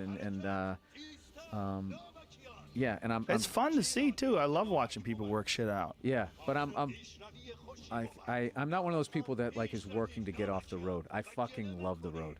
I love doing the road, and like, you know, I go to games and shit. Like, I'm gonna go to Carolina Duke game when I'm out there, which is fucking legendary shit. Like, that's just like that's like a bucket list sporting event. Whatever sport you're into, is to go there and just experience like that level of passion and hysteria for college basketball. I mean, it's like you know, it's an overused word, but it is a basketball mecca. So that's part of your fun for the road. You see like a day game. And then at night you do the gig. Yeah, and as far as like drumming, like there's like rehearsal spaces that I know of that and it's the shit because you know, I'm not in town, so I don't have any responsibility, and I just go in with my iPhone and all my music, put the fucking headphones on, and just fucking go nuts for like 2 hours. It's like, rather than I guess doing the treadmill, which I probably should do more of, but I just do that, and it's the greatest thing ever. So like, I'll ask, you know, if I go to some place and they have enough time, You know, I'll ask people on my podcast, hey, if you know of a good rehearsal space, because there's good ones and bad ones, you know. The fucking worst ones is you go there and the drum kits, they're not fucking tuned, they got old heads, and then everything's been over-torqued, and you got to, like, fucking take the sticks to try to get them, you know, they get all frozen up. Don't you think that a lot of people that get bummed out about the road is because they have to do the road? Like, one of the beautiful things about you don't have to do the road. You like to do the road. Like, I remember one of the things that used to really bum me out when I would do clubs, they would tell me that Richard Jeni was just in town. He hates being on the road. He was grumpy. He just hated doing stand-up because he always wanted to have a sitcom. He always wanted to be like the next Seinfeld. And it didn't happen for him, so he was miserable. But meanwhile, to me, he was like one of my idols. I was like, this guy's like one of the greatest comics ever. Right. And he doesn't like doing it. Like, this is all I wanted to do. Yeah. I'd show up at a club, and I'd be like, I can't believe I'm headlining. I'm here. I'm doing it. And they'd say, yeah, Rich, it's so nice that someone's actually having a good time. Richard Jeni was here last week, and he's so bummed out. Yeah, but you never know. They'll let Scuttlebutt in the club. He could have just been in a bad mood and was a cunt that week. So then all of a sudden, that, like, you know, the fact that he's not here to defend whether he liked it. I mean, the level that guy wrote in the specials that he wrote, he had to have enjoyed it. He enjoyed some of it, but I was friends with his ex-girlfriend, and she was telling me that was really the case. He just didn't. I was really trying to hope that you wouldn't have confirmed that. Yeah, I know. Well, I think back then that was the carrot, though. The carrot was always the sitcom. It was like that was what everybody went for. And if you didn't get that, you felt bummed out. Whereas somewhere along the line, we realized that's not necessarily true. You're better off without the sitcom. You're better off just being a big-name stand-up comic and having a good time. You write your own shit. You don't have to deal with producers. But when he came up, you had to be given a special. You couldn't just do it. Yeah. And then also the network money was crazy, and if you could get to syndication, you were set for life. And this syndication shit now, like with Netflix, there is no syndication. It's automatically syndicated. Well, I was on 2 shows that went to syndication. It's not the same. It's not what everybody thinks it is. Like, if you're one of the owners of the show, it's big time. Mm-hmm. But, like, I was at News Radio's in syndication. I mean, I got, don't get me wrong, I got a lot of money from it, but it wasn't like Seinfeld money. But it goes down to, like, $7 checks really quickly, like, however that fucking math works out. Yeah. I had a thing with my buddies, like, you just take pictures of residual checks, like, trying to beat each other, and 2 of my friends got the 1 cent. They got 1 cent? Within a month. Because I didn't think that exists. Because I got a lot of like $1.17. You know, I got a friend of mine. I'm not gonna say the name of the fucking movie, but like it's a big time fucking movie and everybody loves it. And they showed it one time on a network for 24 hours straight, and he got played for 1 playing. Because they go, well, it was just 1 day, but they sold advertising for 24 fucking hours. How can they do that? How can they do that? Because they just do it, and then they sit back and wait for you to sue them. And are you going to go, is this going to be worth it to you to go through that? So, like... Because it's only probably $20 anyway. Well, what I learned, unfortunately, is just, like, the number 1 commandment of the 10 commandments, that the number 1 that's broken, I think, is stealing. It's just, and as far as stealing is, you basically have the illegal side of stealing and the legal side of stealing. So any smart criminal is trying to make his business legit, so he doesn't have to hide his fucking money anymore, but he can continue to just rob people fucking blind, because that's basically what happens is everybody just like, I mean, some of the deals that I've signed, like for shit, like, okay, if you audit us, but we're only off by like 3%, then you have to pay for the audit. And it's like, you literally just built into this deal a license to steal 3%. Plus what I have to catch you with. So you to steal to basically skim like whatever 9% off of this fucking thing. And they go to sleep at night and they feel they're good people, and they don't give a fuck that they're driving a car that, you know, a bunch of other people paid for, and they took the money. They don't give a shit.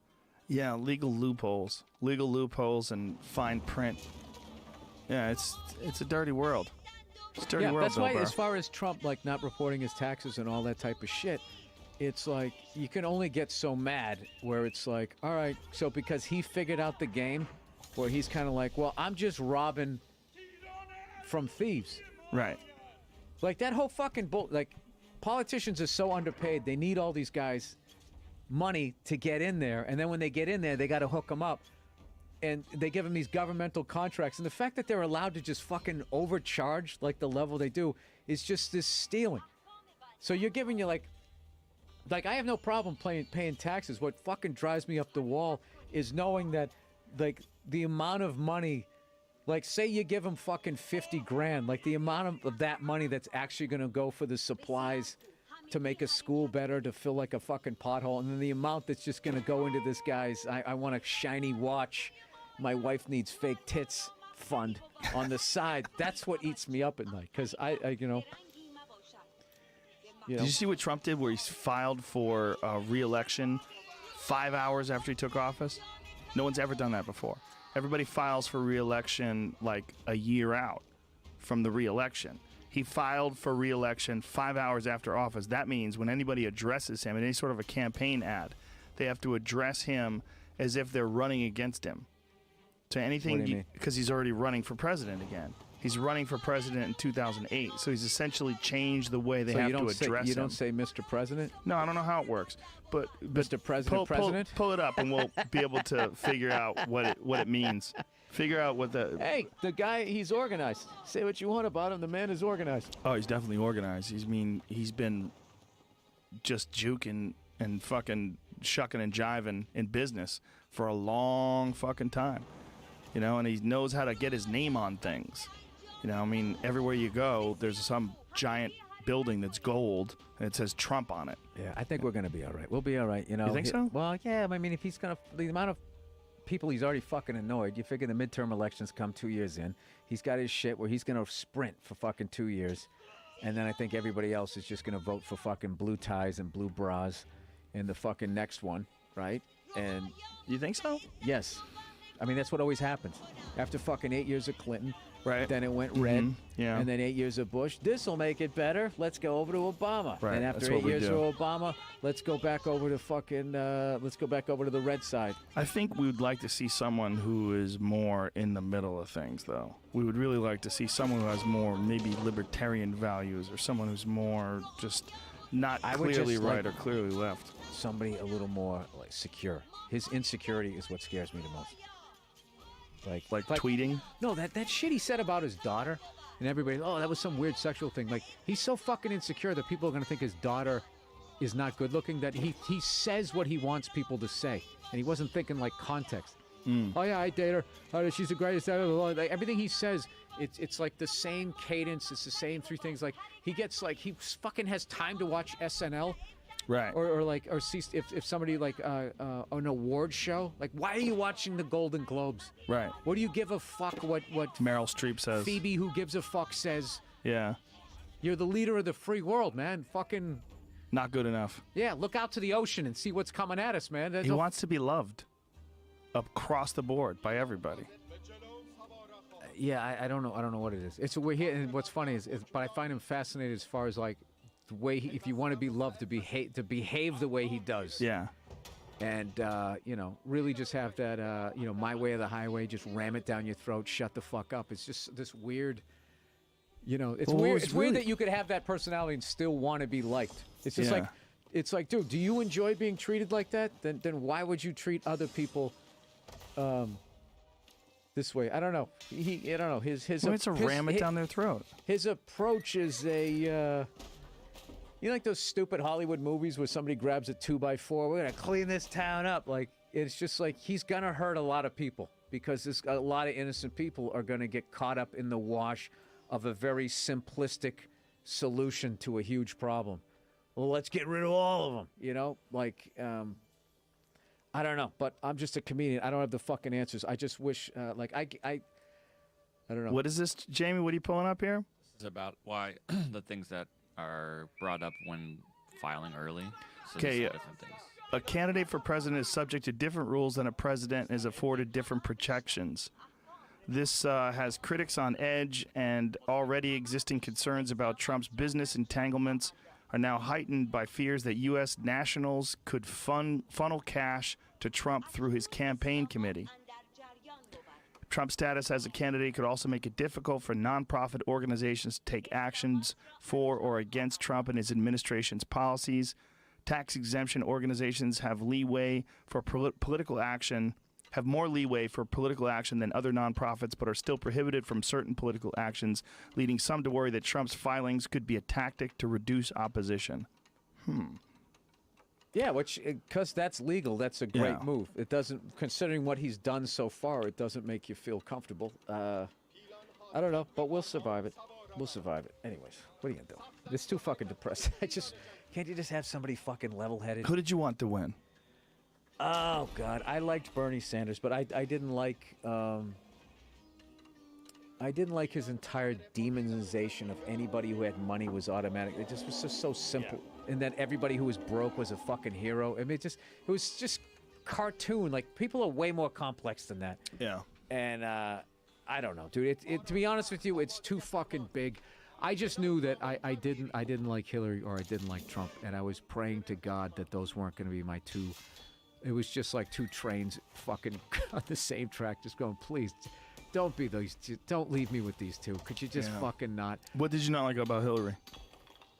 I just didn't think she was.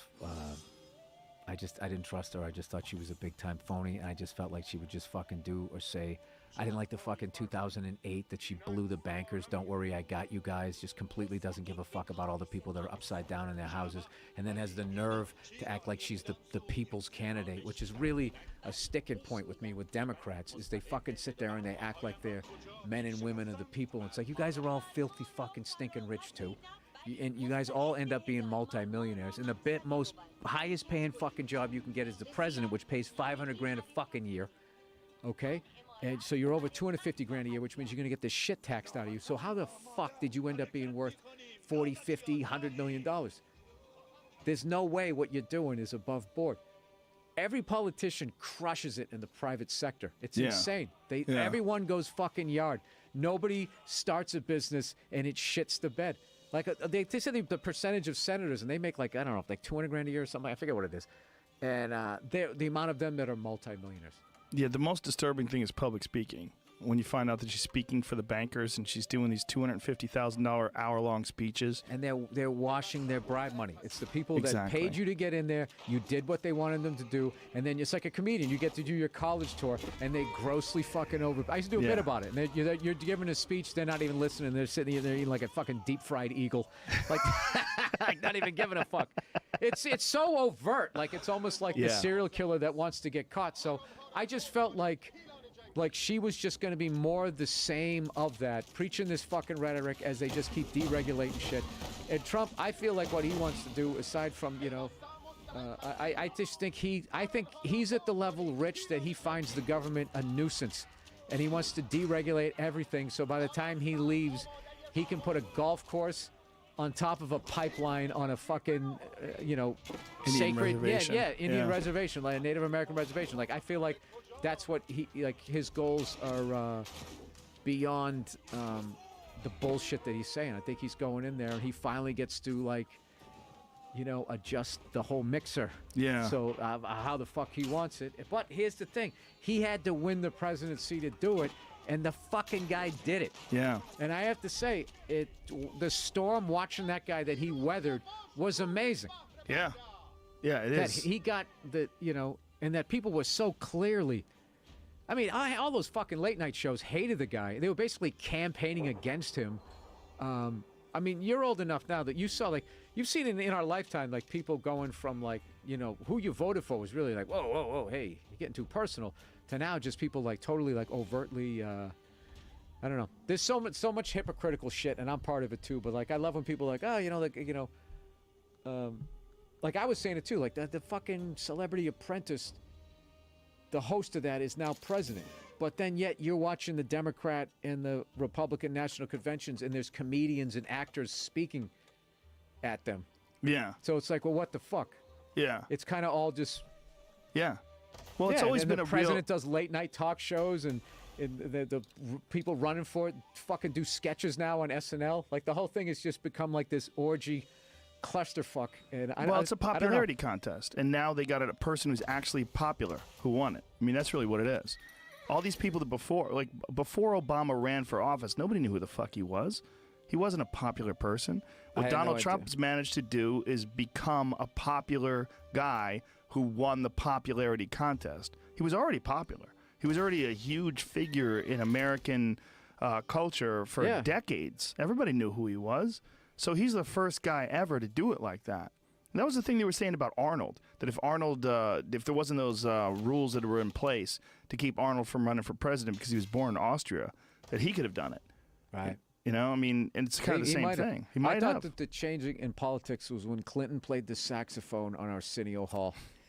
That was like the Beatles on the Ed Sullivan Show for like politicians, going like, wait a minute, that's like I don't have to fucking talk policy. I just have to do something cool. Yeah. He had the sunglasses on, and everybody's like, this guy's cool, man. Yeah, it was one of the first. That's right. He had those Ray-Bans on, like fucking Tom Cruise. He had those Wayfarers. Yeah, and he made George Sr., a fucking war hero, become a one-term president. Yeah. Well, that was also a little bit of Ron Paul. Not Ron Paul. Ross Perot. Ross Perot, yeah. Ross Perot kind of threw the monkey wrench into the gears in that election. Remember that? That's one of the craziest guys. He took fucking full half-hour and hour-long spots on television. Just bought a TV station. Just bought NBC for an hour and explained the tax problem in this country. Explained where your money goes. He made more sense than either Fuck one yeah, of them did. than Bush or Clinton did. But the thing is, you can't get people to vote for them because they worry that they're throwing their vote away. I don't believe that. I think you're encouraging more people like that. Well, you remember what happened with him? What he happened pulled to this out dude? of the, We're he two pulled out of the comedians. election. How did it go down this fucking road? What are we doing? You're right. You're right. This we is should just stop. becoming like Meet the Press with two people who. It's depressing. Well, it is. Depressing. We don't know shit. Yeah. We really half-assed. So I'm going to somehow try to go on the road and not talk about this shit because I think people are sick of it, which really fucking kills me trying to promote my specials. We just went down the rabbit hole for a fucking half hour. I'm gonna try to get away from it because I think people are gonna need a break. They definitely need a break. You can see it in their face when someone brings up Trump on stage. You can see it. Unless you have a really unique point of view or you're just being silly about the whole thing. You know? I've seen people take that hard left stance on stage, and it's just depressing. You know? I don't know. Women's march material. Got any of that? No. I did it last night on Conan. I just burned it.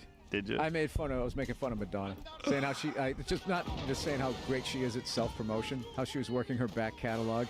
So she was trying to get songs, and she wore a beret, like, ooh, I'm protesting. So I just started doing shit like, he wants to put a wall up between here and Mexico. In my world, there are no borders. Borderline. It's like I'm going. You can download this on iTunes. So, yeah, I don't know. I like when people do shit because I'm full of shit, so I like hypocritical behavior. But I'm excited to get back out on the road, and I hope people see my special. I'm gonna have to bounce out of here because I got to get my affairs in order now that I'm a dad. Yeah. And also you got affairs. Yeah, get my affairs in Don't order. leave here without taking some elk. I got some elk for you. Oh, great. Absolutely. And when are you going to take me on a helicopter ride? We got to do that. Dude, I haven't flown since the beginning of November, so I got to. I can do. Well, let's do a gig somewhere and we'll fly. All right. All right, but I'm bringing an instructor though. Okay. Okay, I'm not taking out the great don't Joe kill Rogan. me. Yeah, no. Yeah. I'll bring an instructor. We'll go fly up there, and it was great. We'll go up in the 44. Let's do a weird gig like Bakersfield or something. Oh yeah. Yeah. Bakersfield's great. Yeah. Do you do Bakersfield? Yeah. Really? I flew up to Bakersfield. I had a good time. Well, that's it. Let's lock Let's do something it. in. All Let's right, do I'll it. pick you up at Burbank. Let's We'll do just it. fucking take. You want to do that? Yes. Let's fucking do that. Yeah, let's book something, Good, because man. I don't feel like I got a strong hour right now. I'm opening. Beautiful. Let's We do got it. to. Let's make it happen. Where's your hour at right now? I'm 40 plus minutes strong, and then I can bullshit for All right. half an hour We'll on do top of that. the Walking Wounded show. Perfect. We'll fly up, dude. It'll be the shit. Yeah, let's do it. Let's do Okay, it. cool. Okay, we'll book something. All right, All right. that's a done deal. All All right, see, we ladies got and out of gentlemen, politics. We came did to a it. We positive got out place. of politics. I'm sorry. I'm not bringing this up anymore, ladies and gentlemen. I just wanted to see if you had a take on it that was different than my take, and I'm as tired of it as you are. Gary Vaynerchuk tonight, 8 p.m. That'll be the next podcast, and It's then we'll see you tired, tomorrow. It's depressing, Yes. but as individuals, we can be respectful to one another. Yes. Try to be a better person. Yes. All right? That's We're right. ending on a positive note, ladies and There we gentlemen. go. And then tomorrow, Alex Jones, episode 911. See ya.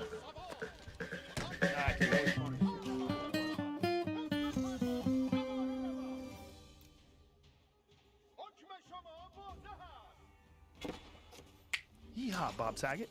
I How am are you, happy. buddy? I am actually excited to be. I'm excited to be anywhere, but I'm especially excited to be talking to you. I'm excited to be talking to you too. Thank you. And we tested you. You're clean, buddy. I am. You're free and clear of the virus. I did. I usually have like Trump had someone take his SAT. I usually have someone take my COVID test for me.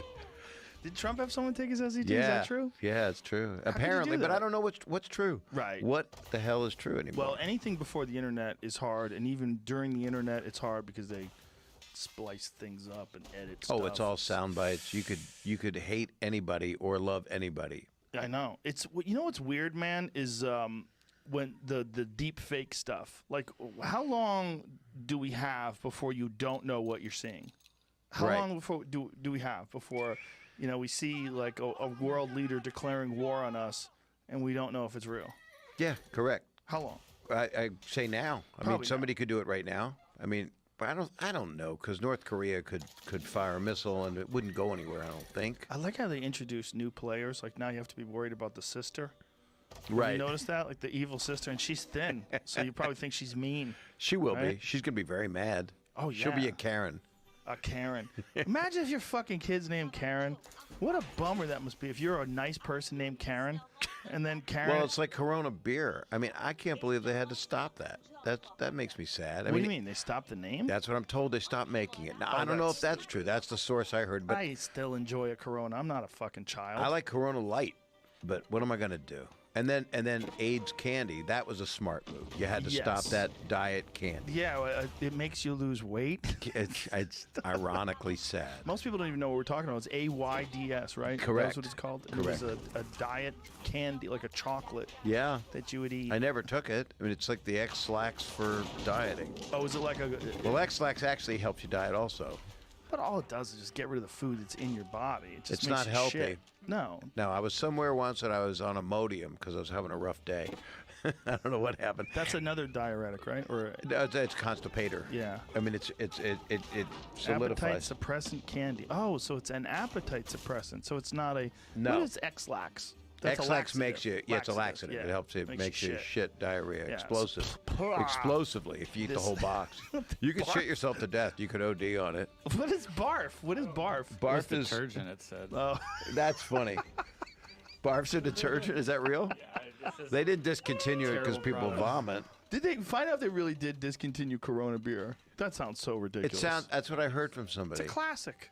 There It's a was great also beer. a candy called anal warts that they decided to take off the market. You know, that's the kind of shit that I see what Why you do did I do there. it? You You couldn't never help went yourself. there. Couldn't help yourself. You know I what don't it know. is? All those years of Full House. Modelo says they were taking these actions in order to comply with the measures taken by Production of Corona beer halted. The group See? donating 300,000 And I don't understand why it had to be. Because they're fools. They're just chicken shit. I That doesn't think make any sense. so. Nobody gives a fuck. You're not going It to buy doesn't even Corona correlate. beer? It doesn't No. correlate to me. No, it doesn't. It's not called COVID, by the way. Right? And coronaviruses occur every single year. And now we can't see those ads of cool-looking people gorgeously shot at the beach with the lime and the beers right there. Mark Norman had a funny bit about that.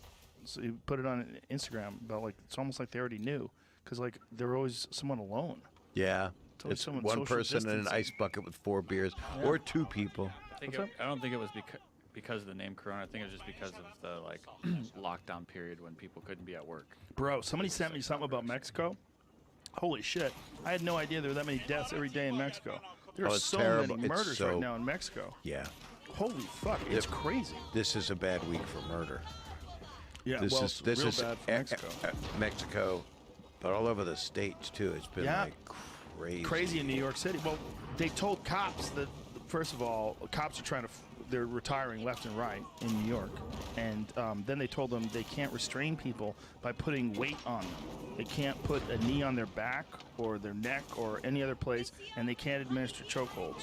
And there's all these jujitsu guys who train cops that are, they're like Henry Gracie put a video on his Instagram page. He works a lot with cops, Jamie Henry Gracie, and explaining why this is a terrible idea. Like, you can't control someone any other way unless you use violence, unless you hit them with things. They used or to you be the old tase them. nut squeeze Is that back in the effective? day. Well, you could meet somebody. Yeah, so he's a warning to Mayor de Blasio. But De Blasio is a fool, man. He's a foolish person. Well, we have to have order, but we also have to have peace. Well, Yeah. I don't know how We are so fucked up right now. so fucked up. It got so far gone in so many of these precincts and so many of these. Look at this one guy who literally does not know how to grapple, and this cop tries to take him down. And Well, do you think there's adrenaline and Adderall in a person that is that? I think that They- cop didn't know what the fuck he was doing. This is the thing. These cops don't. They should all be. Andrew Yang said it best. He said every cop should be like a purple belt in jiu-jitsu. He's right. Everyone should know, or judo or something. They should know No, you're right. how to wrestle, how to defend themselves. And a lot of cops don't know anything. They literally don't know how to defend themselves. So then they're left with weapons. There should also be a psychological training. Oh, yeah. As well. I understood. I heard someone speak. I believe it was who's our Carl Sagan. He's Neil a deGrasse Tyson? lovely guy. Is that what you're talking about? Neil deGrasse Tyson? Yes, thank you. Yeah, Sorry, I said didn't it. hear the first part. I'm going deaf slowly. Are you? I don't have corona, but the left ear's out. Really? No, I Did took you- a Dayquil. Did you ever play in a rock band or anything? I have. Really? Well, I can beat. I play guitar. I play guitar. Stamos Do you plays really? the drums. Yeah, true. You guys get together? We do. Really? He has a band room. We haven't done it in a while because we can't right now. Yeah, you But- can. Just but- get tested. Well, you're not going to get Mike Love from the Beach Boys to take COVID, I don't think. No, you won't do it. I love that you gave me one. I love that, not you personally, but I love that I had one just now. Well, I think it's important for everybody to know because you can get mind fuck yourself and think you have it. I've mind fucked myself a bunch of times. Like, am I short of breath? Yeah, we've Do I all feel- done it. We do it at night. It's a panic attack. Yeah. And it could be just, I get allergies. And I've also had walking pneumonia because when I'm on the road over the years, you just are on planes or international stuff, and you go like, you're heavy breathing. And then I find out, I just did 10 dates in a row. Then I come back and my doctor says, Bob, you have pneumonia. Yeah. So- Road funk. Right. Yeah. And you don't know what the fuck's coming out of the vents on the planes. It's Well, like it's just being next to people that are farting in your face too. How about literally, that? Yeah, actual literally. Yeah. shit spray. They freckle you. They walk by when they go to the bathroom, and people Yeah, don't know what crop freckling dust. is. I'm not telling you. Yeah. There's a product called Freckled, and they're taking it off the market. I wonder if people are gonna go back to no masks in public. I think there's gonna be a certain number of people that are just gonna keep wearing masks. I think you're right.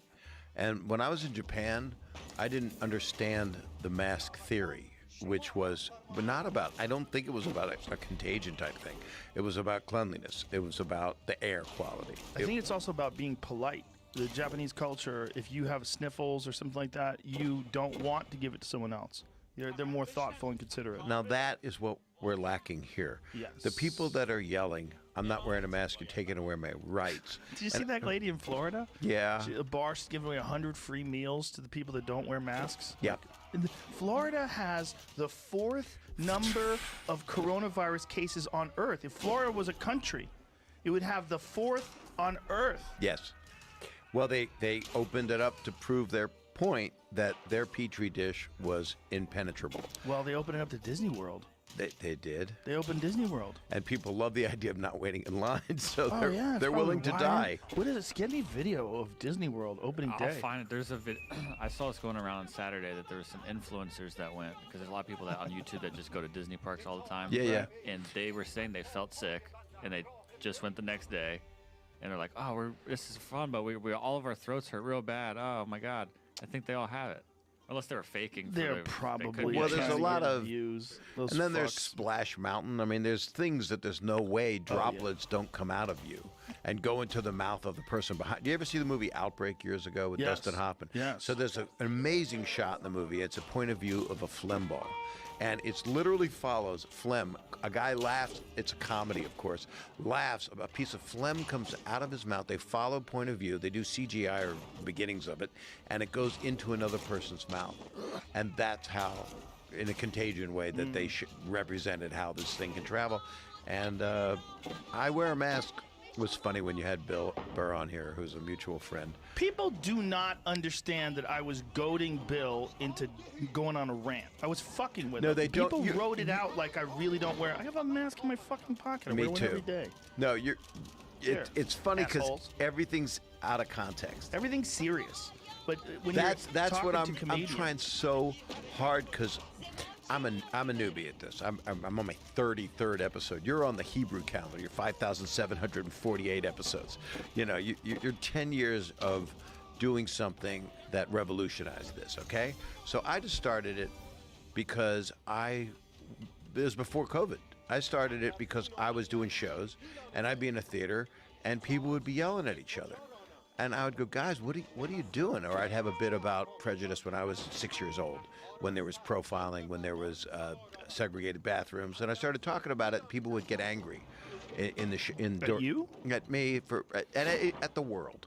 One guy yelled, "The South will rise again." What? This is pre-COVID? Pre-COVID, the guy yelled out, "The South will rise again." My response was, "Sir, we're in Boston."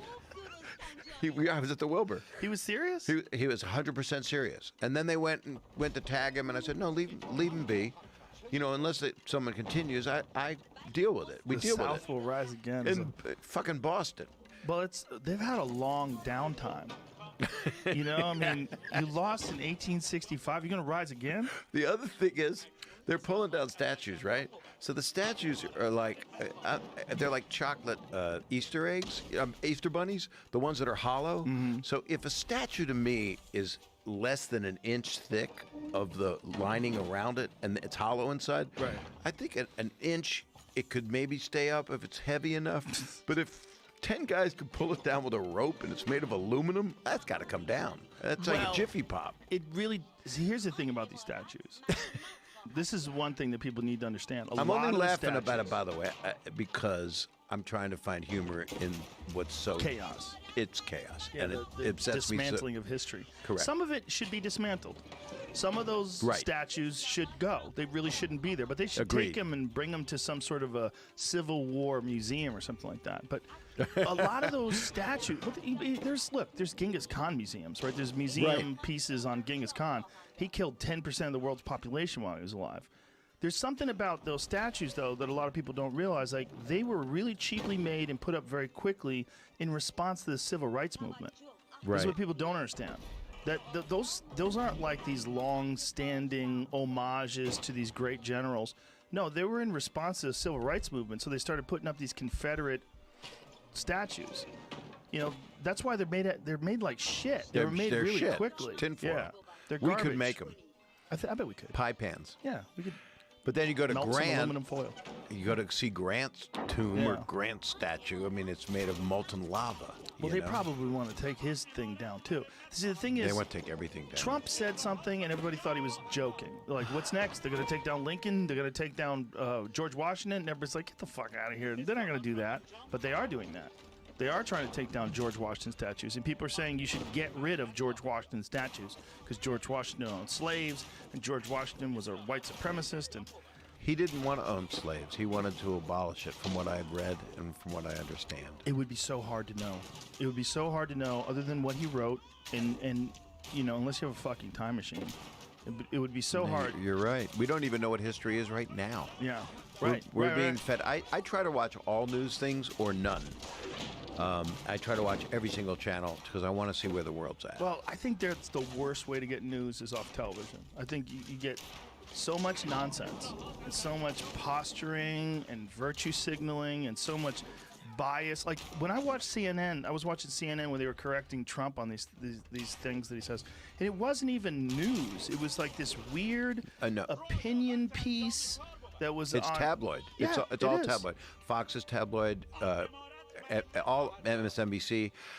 Exactly. There's jewels in all of it, though. There's reality in all of it because you'll get just the right broadcaster, an actual broadcaster and news journalist. You'll get a couple of people that are that on every one of those networks. Yeah. And then you'll get a guest that feeds the beast. Rather than, it's become like South Park.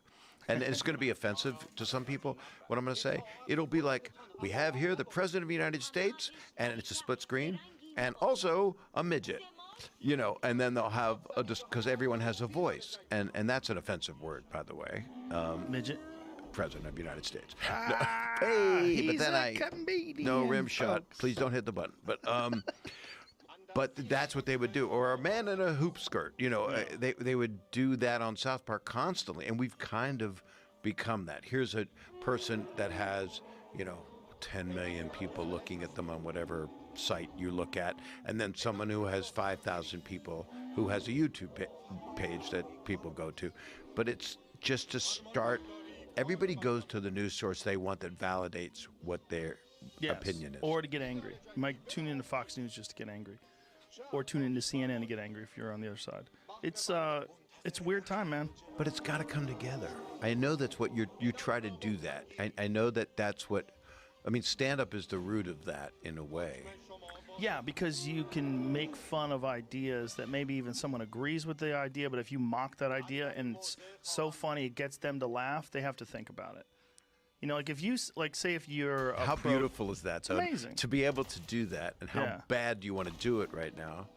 Oh, yeah, I'd love to do it right now. I need to do it. I had this bit about Trump, and I had this guy come up to me. He goes, I'll tell you why that joke's good. He goes, I fucking love Trump, and that joke was hilarious. Like, when you can make fun of something that someone loves, and they still think it's funny. Right. Yeah, then they have to think. There's a skill to that. I try to do that too. It's impossible to come up with something that pleases every side and every perspective, but I'm trying. But that's why I end up talking about my dick so much. Because it does lean left. And it's a pleaser. It is a pleaser.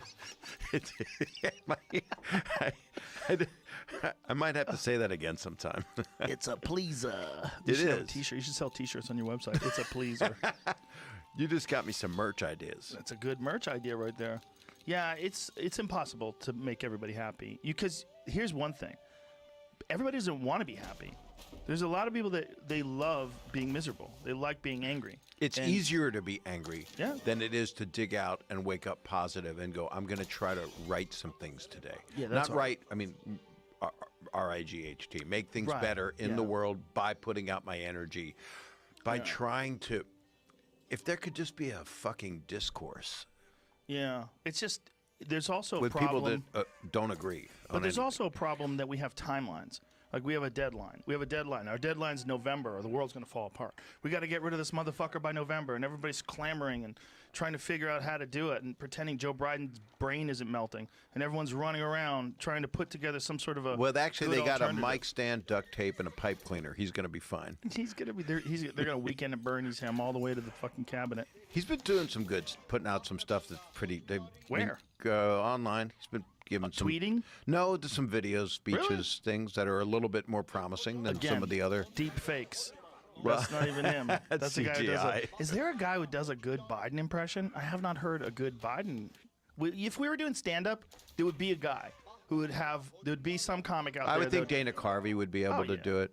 He's He such. could do anything. Have you had him here? No, I'd love to though. I love him. He and I love him so much. Yeah, he he could is one of do- the purest, sweetest people I've ever known. He was his character of Lorne Michaels was the original Dr. Evil, Yes, right? yes. And Mike Myers sort Mike of. Myers, and they hung out, and it would always be the pinky in the Yeah. mouth, and yeah. It was. Dana is an original. He's brilliant.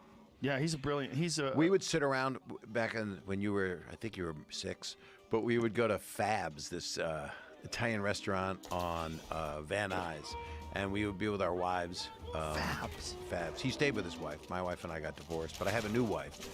She's Congratulations. Thank you. She's Van Nuys used to be a hot spot. I was looking at this video, or Yeah.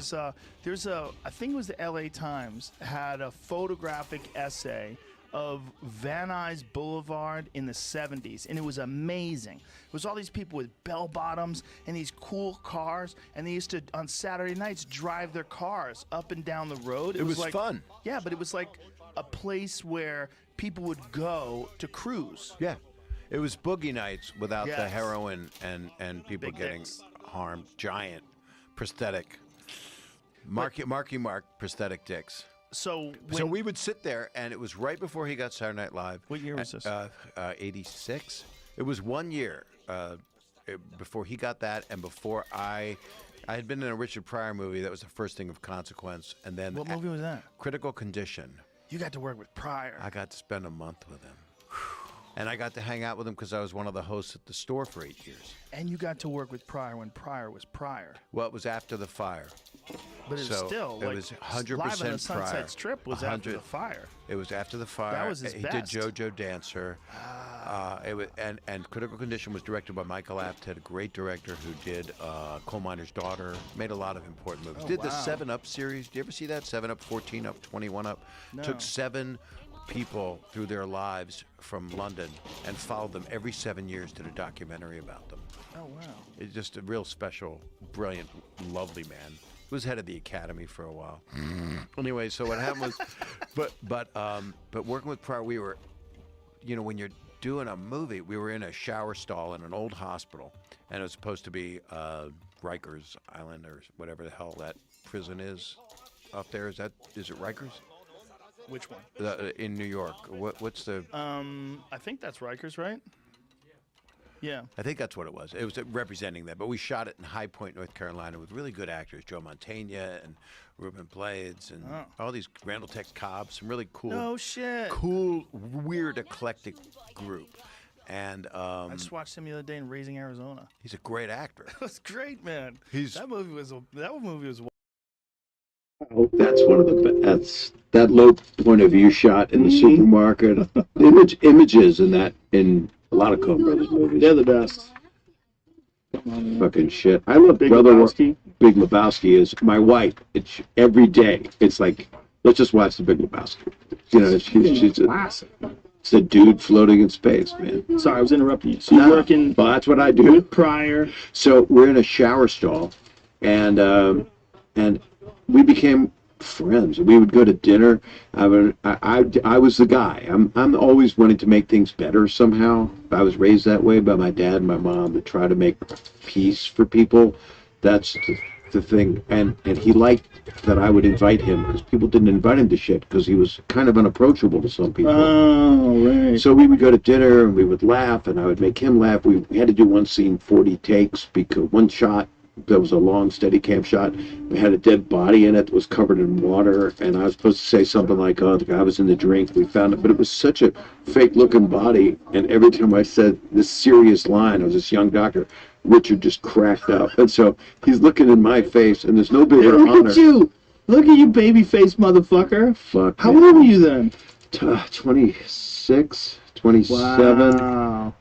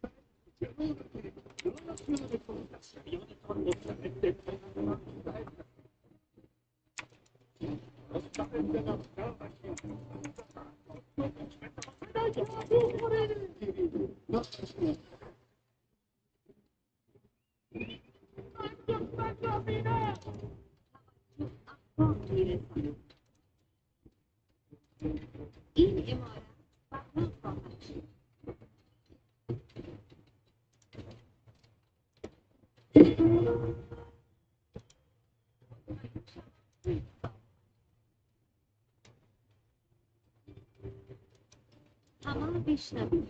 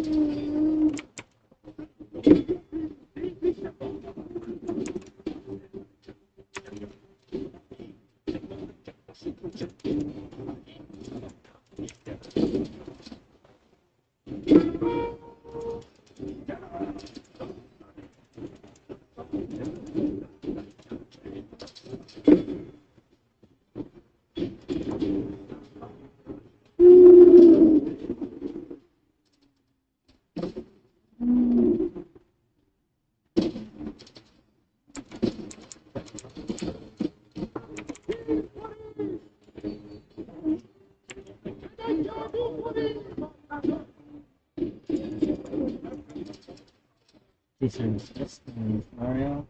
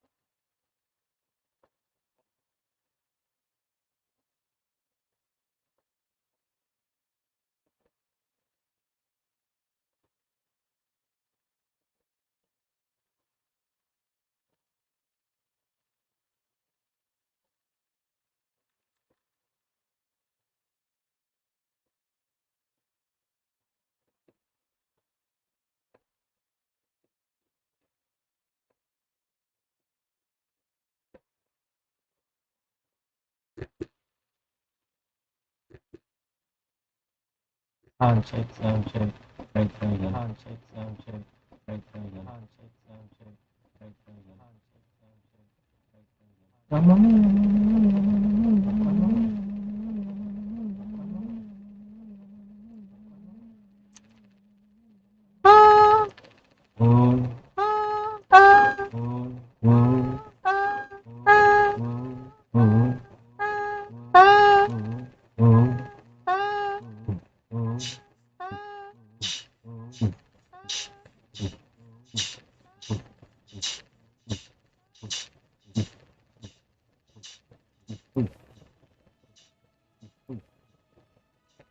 Matching, come on.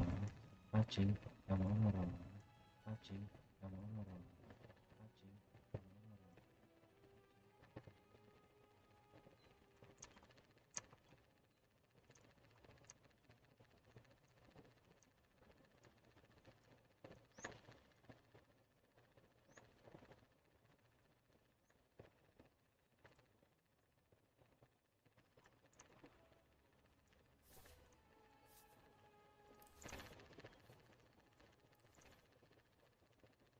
Let's play Meatloaf.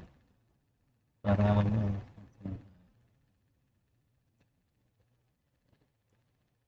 yung mga topic na.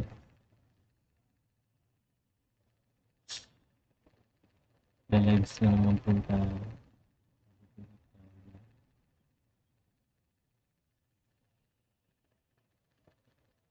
2 subscribers. I have 1 watching right now. And that would be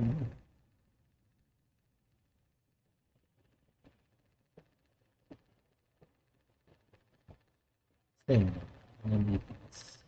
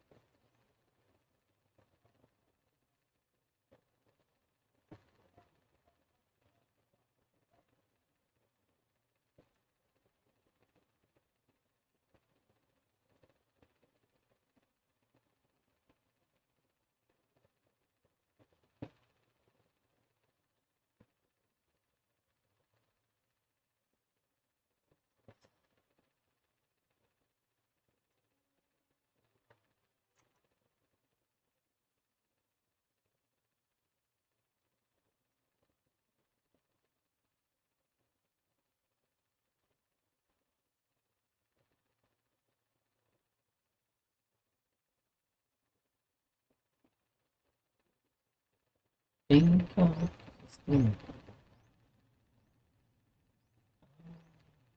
gusto niyo mag-umang sa YouTube.